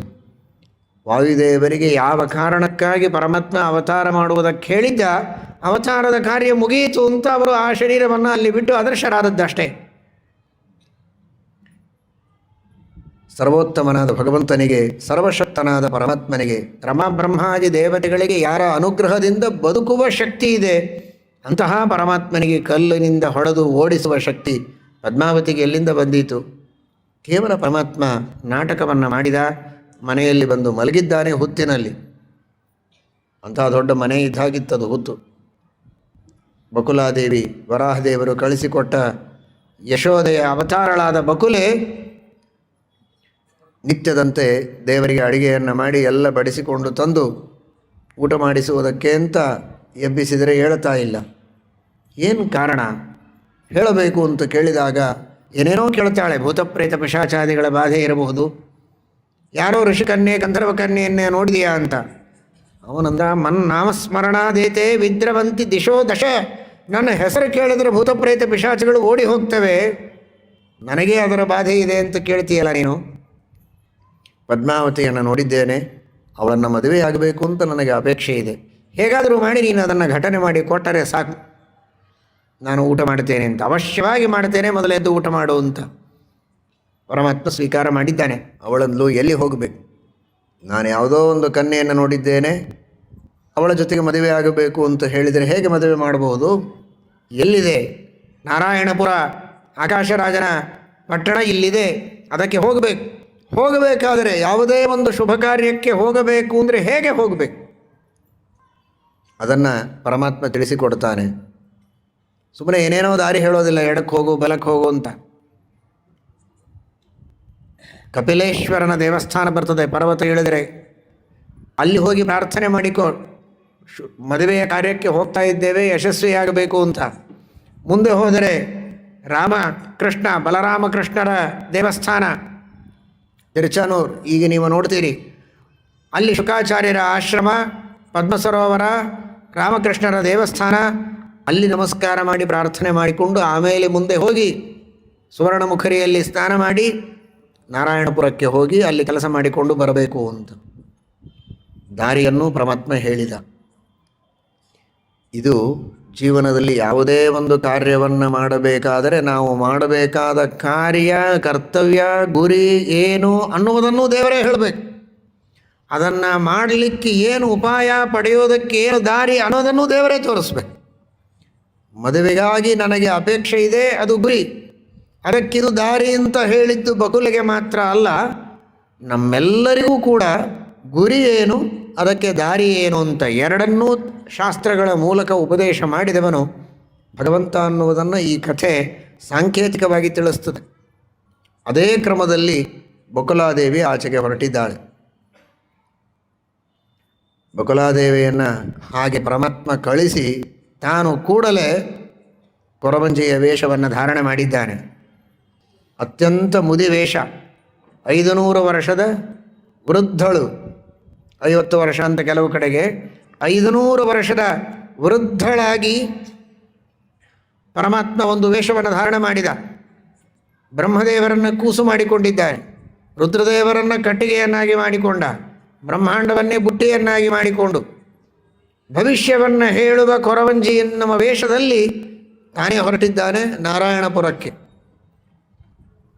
ಇಂತಹ ಕೊರವಂಜಿ ಕಷ್ಟದಲ್ಲಿದ್ದಾಗ ಇಂಥವರೆಲ್ಲ ಬಹಳ ಬೇಕಾಗತ್ತೆ. ಭವಿಷ್ಯ ನುಡಿಯುವವರು ಬಂದಿದ್ದಾರೆ ಅಂದರೆ ಎಲ್ಲರೂ ಹೋಗಿ ಧರಣಿ ದೇವಿಗೆ ಹೇಳಿದರು, ಕರೆಸಿದ್ದಾಳೆ. ಭವಿಷ್ಯ ಹೇಳಬೇಕು ಅಂತ ಕೇಳ್ತಾಳೆ. ಕಾರಣ, ಇಲ್ಲಿ ಪರಮಾತ್ಮ ಬಂದು ಯಾವ ರೀತಿ ಮಲಗಿದ್ದಾನೆ, ಅಲ್ಲಿ ಆಚೆ ಪದ್ಮಾವತಿಯೂ ಕೂಡ ಕಲ್ಲಿನಿಂದ ಹೊಡೆದು ಓಡಿಸಿದ್ದು ಮಾತ್ರ. ಆದರೆ ಅವಳಿಗೆ ಮನಸ್ಸಿಗೆ ಸಮಾಧಾನ ಇಲ್ಲ, ಮಾತನಾಡ್ತಾ ಇಲ್ಲ, ಮಲಗಿದ ಬಳಿಗೆ ಹೇಳುತ್ತಾನೇ ಇಲ್ಲ. ಏನಾಗಿದೆ ಅಂತ ಗೊತ್ತಿಲ್ಲ ಅವಳಿಗೆ, ಏನಾಗಿದೆ ಮನಸ್ಸಿನಲ್ಲಿ ಏನಿದೆ ಅಂತ ತಿಳಿದುಕೊಳ್ಳಬೇಕು ಅನ್ನುವುದಕ್ಕೆ ಧರಣಿ ದೇವಿ ಕಾಯ್ತಾ ಇದ್ದಾಳೆ. ಕೊರವಂಜಿ ಸರಿಯಾದ ಹೊತ್ತಿಗೆ ಬಂದಿದ್ದಾಳೆ. ಏನು ಕೇಳಬೇಕು ಕೇಳಬಹುದು, ಆದರೆ ಮೊದಲು ಬಾಗಿಣ ಕೊಡು ಹೊಂದಿದ್ದಾಳೆ. ಮುತ್ತು ರತ್ನಗಳಿಂದ ಬಂಗಾರದ ಮರದಲ್ಲಿ ಬಾಗಿಣ ಕೊಟ್ಲು. ಅನ್ನ ಕೊಡು ಅಂತ ಕೇಳಿದ್ದಾಳೆ ಕೂಸಿಗೆ. ಬ್ರಹ್ಮದೇವರು ಆ ಮಾನುಷ ಅನ್ನವನ್ನು ಸ್ವೀಕಾರ ಮಾಡಲಿಲ್ಲ. ಬ್ರಹ್ಮದೇವರನ್ನು ಬೈದು ತಾನೇ ಪರಮಾತ್ಮ ಸ್ವೀಕಾರ ಮಾಡಿದ್ದಾನೆ. ಅವತಾರೇಶು ಸ್ಥೂಲಮಪಿ ಭುಂಕ್ತೆ ಅಂತ. ಅವತಾರ ಕಾಲದಲ್ಲಿ ಮಾತ್ರ ಪರಮಾತ್ಮ ಆ ರೀತಿ ಭಕ್ತರು ಕೊಟ್ಟ ಸ್ಥೂಲಾನ್ನವನ್ನು ಭೋಗ ಮಾಡ್ತಾನೆ. ಇಲ್ಲದಿದ್ದರೆ ಪ್ರತಿಮೆಯಲ್ಲಿರುವ ಪರಮಾತ್ಮ ಸಾರಭೋಗವನ್ನು ಅಷ್ಟೇ ಮಾಡೋದು. ಪರಮಾತ್ಮ ಸ್ವೀಕಾರ ಮಾಡಿದ, ಭವಿಷ್ಯವನ್ನು ನುಡಿದಿದ್ದಾನೆ. ಎಲ್ಲರಿಗೆ ನಮಸ್ಕಾರ ಮಾಡ್ತಾನೆ, ದೇವತೆಗಳಿಗೆಲ್ಲ ನಮಸ್ಕಾರ ಮಾಡಿ ಭವಿಷ್ಯವನ್ನು ನುಡಿಯಬೇಕು ಅಂತ. ಆಡುವ ಮಾತು ಸತ್ಯ ಆಗಬೇಕಾದರೆ ಪರಮಾತ್ಮನ, ವಾಯುದೇವರ, ಎಲ್ಲ ದೇವತೆಗಳ, ಋಷಿ ಮುನಿಗಳ ಅನುಗ್ರಹ ಇರಬೇಕು. ಸುತ್ತಮುತ್ತಲಿನ ಕ್ಷೇತ್ರ ಮೂರ್ತಿಗಳೆಲ್ಲದರ ಸ್ಮರಣೆ ಮಾಡಬೇಕು ಅನ್ನುವುದನ್ನು ಪರಮಾತ್ಮ ಕಲಿಸಿಕೊಡ್ತಾನೆ. ಎಲ್ಲರಿಗೆ ನಮಸ್ಕಾರ ಮಾಡಿ ನಿನ್ನ ಮಗಳಾದ ಪದ್ಮಾವತಿಗೆ ವೆಂಕಟೇಶನಿಗೆ ಕೊಟ್ಟು ಮದುವೆ ಮಾಡಿದರೆ ಮಾತ್ರ ಅವಳು ಬದುಕ್ತಾಳೆ, ಇಲ್ಲದೇ ಇದ್ದರೆ ಸಾಯ್ತಾಳೆ. ಸಾಯ್ತಾಳೆ ಎನ್ನುವುದನ್ನು ಕೇಳಿ ಧರಣಿದೇವಿಗೆ ಬಹಳ ಮನಸ್ಸಿಗೆ ನೋವಾಯಿತು. ಅಂತಹ ಅಮಂಗಲ ಶಬ್ದವನ್ನು ಯಾಕೆ ಆಡ್ತೀಯಾ ಅಂತ. ನಾನು ಸತ್ಯ ಹೇಳ್ತೇನೆ, ಸುಳ್ಳು ಹೇಳೋದಿಲ್ಲ. ಕೊಟ್ಟರೆ ಮಾತ್ರ ಬದುಕ್ತಾಳೆ, ಇಲ್ಲದಿದ್ದರೆ ಇಲ್ಲ. ಪವಿತ್ರಾಣಂ ಪವಿತ್ರಮ್ಯೋ ಮಂಗಲಾನಾಂಚ ಮಂಗಲಂ. ಇವನೇ ಪರಮ ಮಂಗಲ, ಇವನೇ ವೆಂಕಟೇಶ. ಇವನ ಕೈ ಹಿಡಿದರೆ ಅವಳಿಗೆ ಪರಮ ಮಂಗಲ ಅನ್ನುವುದು ಗೊತ್ತಿಲ್ಲ ಧರಣಿದೇವಿಗೆ. ಇವಳು ಯಾರೋ ಕೊರವಂಜಿ ಅಂತ ತಿಳಿದು ಕೆಟ್ಟ ಮಾತುಗಳನ್ನು ಯಾಕೆ ಆಡ್ತೀರಿ ಅಂತ ಬೈತಾಳೆ. ಸರಿ, ಇಷ್ಟು ಗೊತ್ತಾಯಿತು. ಕೊರವಂಜಿಗೆ ಬಾಗಿಣ ಕೊಟ್ಟು ಕಳಿಸಿದ್ದಾಳೆ. ಪದ್ಮಾವತಿಗೆ ಹೋಗಿ ಕೇಳಿದರೆ ನಡೆದ ಘಟನೆಯನ್ನೆಲ್ಲ ಬಿಚ್ಚಿ ಹೇಳಿದ್ದಾಳೆ ಪದ್ಮಾವತಿ. ಆಕಾಶರಾಜನು ಕೇಳಿದ್ದಾನೆ. ಪದ್ಮಾವತಿಯ ಮನಸ್ಸನ್ನು ತಿಳಿದು ಕೂಡಲೇ ವಿವಾಹ ಮಾಡಬೇಕು ಅನ್ನುವ ನಿಶ್ಚಯ ಮಾಡಿದ್ದಾರೆ. ಆದರೆ ಯಾರು, ಕುಲ, ಗೋತ್ರ, ಘಟನೆಯನ್ನು ಮಾಡೋದು ಹೇಗೆ ಅಂತ ಧರಣಿ ಕೇಳಿದ್ದಕ್ಕೆ ಕೊರವಂಜಿ ಭವಿಷ್ಯ ಹೇಳಿದ್ಲು. ಇನ್ನು ಸ್ವಲ್ಪ ಹೊತ್ತಿನಲ್ಲಿ ಒಬ್ಬ ಹೆಣ್ಣು ಮಗಳು ಬರ್ತಾಳೆ. ಅವಳೇ ಕನ್ಯೆಯನ್ನು ಕೇಳಿಕೊಂಡು ಹುಡುಕಿಕೊಂಡು ಬರ್ತಾರೆ, ನೀವು ಕನ್ಯೆ ಕೊಟ್ಟರೆ ಸಾಕು ಅಂತ. ಅಷ್ಟರಲ್ಲಿ ಬಕುಲಾದೇವಿ ಅಗಸ್ತ್ಯೇಶ್ವರನ ದರ್ಶನ ಮಾಡಲಿಕ್ಕೆ ಹೋಗಿದ್ದಾಳೆ. ಧರಣೀದೇವಿಯು ಕೂಡ ಅಗಸ್ತ್ಯೇಶ್ವರನಿಗೆ ಅಭಿಷೇಕ ಮಾಡಿಸುವುದಕ್ಕೆ ಅಂತ ಪದ್ಮಾವತಿಯ ಸಖಿಯರನ್ನೆಲ್ಲ ಕೊಟ್ಟು ಕಳಿಸಿರ್ತಾರೆ. ಅವರಿಬ್ಬರೂ ಅಲ್ಲಿ ಭೇಟಿ ಮಾಡಿಕೊಂಡು ಆ ಗೆಳತಿಯರ ಜೊತೆಗೆ ಧರಣೀದೇವಿಯ ಹತ್ತಿರ ಬಕುಲಾದೇವಿ ಬರ್ತಾಳೆ. ಕನ್ಯಾಪೇಕ್ಷೆಯಿಂದ ಬಂದಿದ್ದೇವೆ ಅಂತ ಅವಳು ಹೇಳ್ತಾರೆ, ವರಾಪೇಕ್ಷೆಯಿಂದ ಕುಳಿತಿದ್ದೇವೆ ಅಂತ ಧರಣೀದೇವಿ ಹೇಳ್ತಾಳೆ. ಇಬ್ಬರೂ ಕೂಡ ಪರಸ್ಪರವಾಗಿ ಮಾತನಾಡಿಕೊಂಡಿದ್ದಾರೆ. ಇಂತಹ ಮದುವೆ ಜಾತಕ, ಕುಲ, ಗೋತ್ರ, ನಕ್ಷತ್ರ ನೋಡದೆ ಮಾಡಬಾರದು ಅನ್ನುವುದಕ್ಕೆ. ಮಗಳು ಸಾಯ್ತೇನೆ ಅಂತಾಳೆ ಮದುವೆಯಾಗದಿದ್ದರೆ. ಇಷ್ಟು ಸ್ಥಿತಿ ಇದ್ದರೂ ಕೂಡ ಕುಲಗೋತ್ರಗಳನ್ನು ನೋಡದೆ, ಜಾತಕ ಪರಿಶೀಲನೆ ಮಾಡದೆ ಮದುವೆ ಮಾಡಬಾರದು ಅನ್ನುವುದನ್ನು ವೆಂಕಟೇಶ ಮಹಾತ್ಮೆ ತಿಳಿಸಿಕೊಡುತ್ತದೆ. ಇಂತಹ ಸ್ಥಿತಿಯಲ್ಲಿಯೂ ಬೃಹಸ್ಪತ್ಯಾಚಾರ್ಯರಿಗೆ ಕೇಳಿದ್ದಾನೆ ಆಕಾಶರಾಜ. ಶುಕಾಚಾರ್ಯರಿಗೆ ಕೇಳಿ ಅವರು ಚೆನ್ನಾಗಿ ಹೇಳ್ತಾರೆ ನನಗಿಂತಲೂ ಅಂತ ಆಕಾಶರಾಜನಿಗೆ ಬೃಹಸ್ಪತ್ಯಾಚಾರ್ಯರು ಹೇಳಿದ್ದಕ್ಕೆ ಶುಕಾಚಾರ್ಯರಿಗೆ ಕೇಳಿದಾಗ ಶುಕಾಚಾರ್ಯರಂತಾರೆ, ಇದರಂತಹ ಜಾತಕವೇ ಪ್ರಪಂಚದಲ್ಲಿ ಇಲ್ಲ, ಎಲ್ಲವೂ ಕೊಡ್ತದೆ, ಏನೂ ವಿಚಾರ ಮಾಡಬೇಡ, ಅವಶ್ಯವಾಗಿ ಮದುವೆ ಮಾಡಬಹುದು ಅಂತ ಶುಕಾಚಾರ್ಯರು ತಮ್ಮ ಅಭಿಪ್ರಾಯವನ್ನು ತಿಳಿಸಿದ್ದಾರೆ. ಆ ರೀತಿಯಾಗಿ ಮದುವೆಯನ್ನು ಮಾಡುವ ಸಂಕಲ್ಪವನ್ನು ಮಾಡಿದ್ದಾನೆ ಆಕಾಶರಾಜ. ಆ ಸುದ್ದಿಯನ್ನು ತಿಳಿಸಬೇಕು ಅಂತ ಬಕುಲಾದೇವಿ ತಾನು ಬರ್ತಾ ಇದ್ದಾಳೆ. ಅದಕ್ಕಿಂತ ಮೊದಲೇ ಶುಕಾಚಾರ್ಯರು ಬಂದಿದ್ದಾರೆ. ಶುಕಾಚಾರ್ಯರು ಈ ಎಲ್ಲ ವಿಷಯವನ್ನು ತಿಳಿಸಿಕೊಟ್ಟಿದ್ದಾರೆ. ಶ್ರೀನಿವಾಸನಿಗೆ ಆಕಾಶರಾಜ ಬರೆದ ಪತ್ರವನ್ನೂ ಕೊಟ್ಟಿದ್ದಾರೆ. ಆಕಾಶರಾಜನಿಗೆ ಪತ್ರವನ್ನು ಶುಕಾಚಾರ್ಯರಿಗೆ ಅರ್ಪಣೆ ಮಾಡಿದ್ದಾನೆ. ಇಷ್ಟೆಲ್ಲ ಮುಗಿದು ಹೋಗಿದೆ. ಆಮೇಲೆ ಬಕುಲಾದೇವಿ ಬಂದಳು. ಭಾಳ ಕಷ್ಟಪಟ್ಟು ನೀನು ಕೆಲಸ ಮಾಡಿಕೊಂಡು ಬಂದಿದ್ದೇನೆ ಅಂತ ಪರಮಾತ್ಮ ಅತ್ಯಂತ ಸಂತೋಷದಿಂದ ಅವಳನ್ನು ಅಭಿನಂದಿಸಾನೆ. ನೀನೇನು ಕೆಲಸ ಮಾಡಿದ್ದಿ, ನಾನೇ ಮಾಡಿದ್ದು ಅಂತ ಹೇಳಿಲ್ಲ ಪರಮಾತ್ಮ. ಇದು ಕೂಡ ಜಾಗತಿಕವಾದ ನಿರಂತರವಾಗಿ ನಡೆಯುವ ಘಟನೆ. ಎಲ್ಲ ಕೆಲಸಗಳನ್ನು ದೇವರೇ ಮಾಡೋದು. ನಾವು ಮಾಡಿದ್ದೇವೆ ಅನ್ನೋ ಹಾಗೆ ನಮಗೆ ಭಾವನೆ ಬರುವಂತೆ ವ್ಯವಸ್ಥೆಯನ್ನು ದೇವರು ಮಾಡ್ತಾನೆ. ಆದರೆ ತಾನೇ ಎಲ್ಲ ಕಾರ್ಯಗಳನ್ನು ಪರಮಾತ್ಮ ಒಳಗಿದ್ದು ಮಾಡಿಸ್ತಾನೆ. ಕೀರ್ತಿಯನ್ನು ಮಾತ್ರ ಮತ್ತೊಬ್ಬರಿಗೆ ಕೊಡ್ತಾನೆ. ಇದು ಬಕುಲೆಯ ಪರಿಸ್ಥಿತಿಯಲ್ಲ, ನಮ್ಮ ನಿಮ್ಮೆಲ್ಲರ ಸ್ಥಿತಿಯೂ ಇದೆ. ಯಾವುದೇ ಒಂದು ಕಾರ್ಯ, ಯಾವುದೇ ಒಂದು ಸಿದ್ಧಿ, ಏನೇ ಒಂದು ಕೀರ್ತಿ ಇದ್ದರೂ ಅದು ದೇವರಿಗೆ ಸಲ್ಲಬೇಕಾದದ್ದು. ಆದರೆ ನಾವು ಮಾಡಿದೆವು ಒಂದೇವೆ. ಇದು ಸುಳ್ಳು. ವಾಸ್ತವದಲ್ಲಿ ಎಲ್ಲವೂ ಭಗವಂತನಿಗೆ ಸೇರಬೇಕಾದದ್ದು ಅನ್ನುವುದನ್ನು ಈ ಕೊರವಂಜೆಯ ಕಥೆಯಿಂದ ಪರಮಾತ್ಮ ತಿಳಿಸಿಕೊಡ್ತಾನೆ. ಇದ್ದಕ್ಕಿದ್ದ ಹಾಗೆ ದೇವರು ಹೇಳಿದ, ನಾನು ಮದುವೆ ಮಾಡಿಕೊಳ್ಳೋದೇ ಇಲ್ಲ, ಯಾರಿಲ್ಲ ನನಗೆ, ಬಂಧುಗಳಿಲ್ಲ, ಬಾಂಧವ, ಯಾಕೆ ಮದುವೆ ಮಾಡಿಕೊಳ್ಳೋದು? ಆ ಕಡೆಗೆ ಬೇಕಾದಷ್ಟು ಮಂತ್ರಿಗಳು, ಸೇನಾಪತಿಗಳು, ಸೈನಿಕರು, ಬಂಧು ಬಳಗ, ದಾಸರು, ದಾಸಿಯರು ಎಲ್ಲರೂ ಇದ್ದಾರೆ. ಅಂತಹ ದೊಡ್ಡ ಪರಿವಾರ ಆಕಾಶರಾಜನದು. ಇಲ್ಲಿ ನಾನು ನೀನು ಇಬ್ಬರೇ ಹೋಗಬೇಕು ಮದುವೆಗೆ, ಹೇಗೆ ಚೆನ್ನಾಗಿರ್ತದೆ? ಮದುವೆ ಬೇಡ ಅಂತ ಯಾಕೆ ಈ ರೀತಿ ಮಾಡ್ತಿದ್ದಿ? ಸರ್ವೋತ್ತಮನಾದ ಭಗವಂತ, ದೇವಾದಿ ದೇವತೆಗಳೆಲ್ಲ ನಿನ್ನ ದಾಸರು, ಒಂದು ಸಂಕಲ್ಪ ಮಾಡಿದರೆ ಸಾಕು ಎಲ್ಲರೂ ಬರ್ತಾರೆ ಅಂತ. ಕೂಡಲೇ ಪರಮಾತ್ಮ ಗರುಡಶೇಷರನ್ನು ಕರೆದ. ಬ್ರಹ್ಮದೇವರನ್ನು ಕರೆಯುವುದಕ್ಕೆ ಗರುಡಿಗೆ, ರುದ್ರದೇವರನ್ನು ಕರೆಯುವುದಕ್ಕೆ ಶೇಷದೇವರನ್ನು ಕೊಟ್ಟು ಕಳಿಸ್ತಾನೆ. ಅವರು ಬ್ರಹ್ಮರುದ್ರರಿಗೆ ಪರಮಾತ್ಮನ ಸಂದೇಶವನ್ನು ತಿಳಿಸ್ತಾರೆ. ಕೂಡಲೇ ಮುಖನಿಂದ ಎಲ್ಲ ದೇವತೆಗಳಿಗೆ ಸುದ್ದಿಯ ಕಳಿಸಿರುವ ದೇವರು ಎಲ್ಲರೂ ಹೊರಟಿದ್ದಾರೆ. ನನಗೆ ವಾರ್ಷಿಕ ಬೋನಸ್ ಕೊಡಬೇಕಾದದನ್ನು ಕೊಟ್ಟರೆ ಹೊರತೇವೆ ಕೊಡಬೇಕಾದ ಸೇವಕರಿಗೆ ಹೊರಟಿದ್ದಾರೆ. ಬ್ರಹ್ಮದೇವರು ಹೊರಟರೆ 4 ಲೋಕಗಳ ಎಲ್ಲ ಸಜ್ಜನರು ಬ್ರಹ್ಮದೇವರ ಜೊತೆಗೆ ಸೇರಿಕೊಂಡಿದ್ದಾರೆ. ಋಷಿಗಳು, ಮುನಿಗಳು, ಗಂಧರ್ವರು ಎಲ್ಲರೂ ಸೇರಿದ್ದಾರೆ. ಅಂತಹ ಆ ಬ್ರಹ್ಮದೇವರ ಯಾತ್ರೆ ಹೊರಟಿದೆ. ಕ್ರಮವಾಗಿ ಬರ್ತಾ ಇದ್ದಾರೆ. ಪರಮಾತ್ಮ ದಾರಿ ಕಾಯ್ತಾ ಇದ್ದಾನೆ. ಗಂಗೆಗೆ ಬಂದರು, ಭೂಮಿಗೆ ಇಳಿದು ಗಂಗೆಯನ್ನು ದಾಟಿ, ಗೋದಾವರಿ ದಾಟಿ, ಕೃಷ್ಣಾ ನದಿಯನ್ನು ದಾಟಿ ತುಂಬರು ತೀರ್ಥ ಬಂದಿದ್ದ ಅಂತ ಹೇಳ್ತಾನೆ ವಿಶ್ವಕ್ಸೇನ. ಆಗ ಪರಮಾತ್ಮ ಆ ಬ್ರಹ್ಮದೇವರ ಮೇಲೆ ಎಷ್ಟು ಪ್ರೀತಿ, ಬ್ರಹ್ಮದೇವರಿರುವ ಸ್ಥಾನಕ್ಕೆ ನಾನೇ ಹೋಗ್ತೇನೆ ಅಂತ ಹೊರಟು ಬರ್ತಾನೆ. ತುಂಬುರು ತೀರ್ಥದ ಮಹಿಮೆ ಬಹಳ ಇದೆ. ಅಂತಹ ಶ್ರೇಷ್ಠವಾದ ತುಂಬುರು ತೀರ್ಥದ ಹತ್ತಿರ ಬ್ರಹ್ಮದೇವರು ಬಂದಿದ್ದಾರೆ ಅಂದರೆ ದೇವರು ಸ್ವತಃ ತಾನು ಹೊರಡ್ತಾನೆ. ಆಗ ಬ್ರಹ್ಮದೇವರಿಗೆ ದೇವರು ತಾನಿದ್ದ ಸ್ಥಾನಕ್ಕೆ ಹೊರಟು ಬರ್ತಾ ಇದ್ದಾನೆ ಅಂತ ಗೊತ್ತಾದ ಕೂಡಲೇ ತಮ್ಮ ವಾಹನದಿಂದ ಕೆಳಗಿಳುತ್ತಾರೆ. ದೇವರಿನ್ನೂ ತಿರುಗಿ ಬಂದಿಲ್ಲ, ಬೇಕಿಲ್ಲ, ಈ ಮಗ್ಗಾಗಿ ದೇವರು ಬರ್ತಾ ಇದ್ದಾನೆ ಅಂತ ತಿಳಿದ ಕೂಡಲೇ ವಾಹನದಿಂದ ಕೆಳಗಿಳಿದು ಕಾಲ್ನಡಿಗೆಯಲ್ಲಿ ಬರ್ತಾರೆ. ಬ್ರಹ್ಮದೇವ ಪರಮಾತ್ಮನ ಸಮಾಗಮವಾಗ್ತದೆ. ಸಾಷ್ಟಾಂಗ ಪ್ರಣಾಮ ಮಾಡ್ತಾರೆ. ಬ್ರಹ್ಮದೇವರು ಏನೂ ಮಾತನಾಡಿಲ್ಲ, ಇಬ್ಬರೂ ಸ್ತಬ್ಧವಾಗಿ ನಿಂತಿದ್ದಾರೆ. ಇಡೀ ಜಗತ್ತು ನೋಡ್ತಾ ಇದೆ. ಜೀವೋತ್ತಮನಾದ ಜೀವೋತ್ತಮನಾದ ಮಗ ಇಬ್ಬರು ಏನು ಮಾತನಾಡದೆ ಆನಂದ ಬಾಷ್ಪಗಳನ್ನು ಸುರಿಸ್ತಾ ಇದ್ದಾರೆ. ಪರಮಾತ್ಮ ಎಲ್ಲ ಕಥೆಯನ್ನು ಹೇಳಿದ. ಎಲ್ಲೂ ಬ್ರಹ್ಮದೇವರಿಗೆ ಗೊತ್ತು ಪರಮಾತ್ಮನ ಲೀಲೆ ಅವತಾರಗಳು. ಆದರೂ ಭಗವಂತ ಉಪದೇಶ ಮಾಡಿದ್ದಾನೆ. ಇನ್ನೆಲ್ಲ ರೀತು ಯಾಕೆ ನಾನೀಗ ಮದುವೆ ಮಾಡಿಕೊಳ್ಳುವ ಸಂದರ್ಭ ಇದೆ ಅಂತ ಎಲ್ಲ ವಿಷಯಗಳನ್ನು ಪರಮಾತ್ಮ ತಿಳಿಸ್ತಾನೆ. ಸಾಕ್ಷಾತ್ ಸೀತಾದೇವಿ ರಾಮಾವತಾರದಲ್ಲಿ ಇವಳನ್ನು ಮದುವೆ ಆಗಬೇಕು ಅಂತ ಇದ್ದು, ಅಗ್ನಿಪುತ್ರಿ ಸೀತೆಗೋಸ್ಕರ ತನ್ನ ಮಗಳನ್ನು ಸೀತೆಯ ವೇಷದಲ್ಲಿ ರಾವಣನ ಹತ್ತಿರ ಅಗ್ನಿ ಕಳಿಸಿರುತ್ತಾನೆ.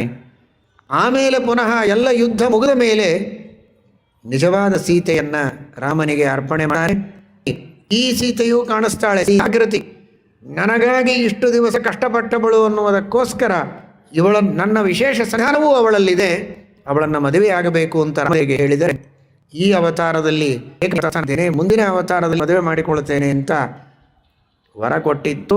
ಆ ಕಾರಣಕ್ಕಾಗಿ ಇವಳನ್ನು ಮದುವೆಯಾಗ್ತಾ ಇದ್ದೇನೆ ಅಂತ ಪರಮಾತ್ಮ ತಿಳಿಸ. ಅಂತಹ ಅದಕ್ಕೋಸ್ಕರ ನಾನು ನಿಮ್ಮನ್ನೆಲ್ಲ ಕರೆದದ್ದು, ನೀವೆಲ್ಲ ದೇವತೆಗಳು ಇಲ್ಲಿ ನೆರೆದಿದ್ದೀರಿ, ಇವಳನ್ನು ಮದುವೆಯಾಗಬೇಕು ಅಂತ ನನ್ನ ಅಪೇಕ್ಷೆ ಇದೆ, ನೀವೆಲ್ಲರೂ ಒಪ್ಪಿದರೆ ಮದುವೆಯಾಗ್ತೇನೆ, ಇದ್ದರೆ ಇಲ್ಲ ಅಂತ ಸಭೆಯಲ್ಲಿ ಪರಮಾತ್ಮ ಹೇಳಿದಾಗ ಎಲ್ಲರೂ ಸಾಷ್ಟಾಂಗ ಪ್ರಣಾಮ ಮಾಡಿ ಪರಮಾತ್ಮನಿಗೆ ಕೈ ಜೋಡಿಸಿ ಅವಶ್ಯ ಮದುವೆ ಆಗಬಹುದು, ನೀನು ಸಂಕಲ್ಪ ಮಾಡಿದ ಮೇಲೆ ನಮ್ಮೆಲ್ಲ ಧನ್ಯತೆ ಇದೆ ಅಂತ ಎಲ್ಲ ದೇವತೆಗಳು ಪರಮಾತ್ಮ ಪ್ರಾರ್ಥನೆ ಮಾಡಿಕೊಳ್ತಾರೆ. ಅನುಮತಿಯಂತೆ ಸ್ವತಂತ್ರನಾದ ಭಗವಂತ ತನ್ನ ಸಂಕಲ್ಪದಂತೆ ತಾನು ಮಾಡುವುದಾದರೂ ಅವರೆಲ್ಲರಿಗೂ ಪುಣ್ಯ ಕೊಡುವುದಕ್ಕೆ ಅವರ ಅನುಮತಿಯನ್ನು ಮುಂದಿನ ವಿವಾಹದ ಕಾರ್ಯಗಳನ್ನು ಬ್ರಹ್ಮದೇವರ ಸೂಚನೆಯಂತೆ ಪರಮಾತ್ಮ ಮಾಡ್ತಾನೆ ಎಂಬುದಾಗಿ ಭವಿಷ್ಯೋತ್ತರ ಪುರಾಣದಲ್ಲಿ ತಿಳಿಸಿಕೊಡ್ತಾರೆ. ಹರೇ ನಮಃ. ಶ್ರೀಕೃಷ್ಣ ಅರ್ಪಣ.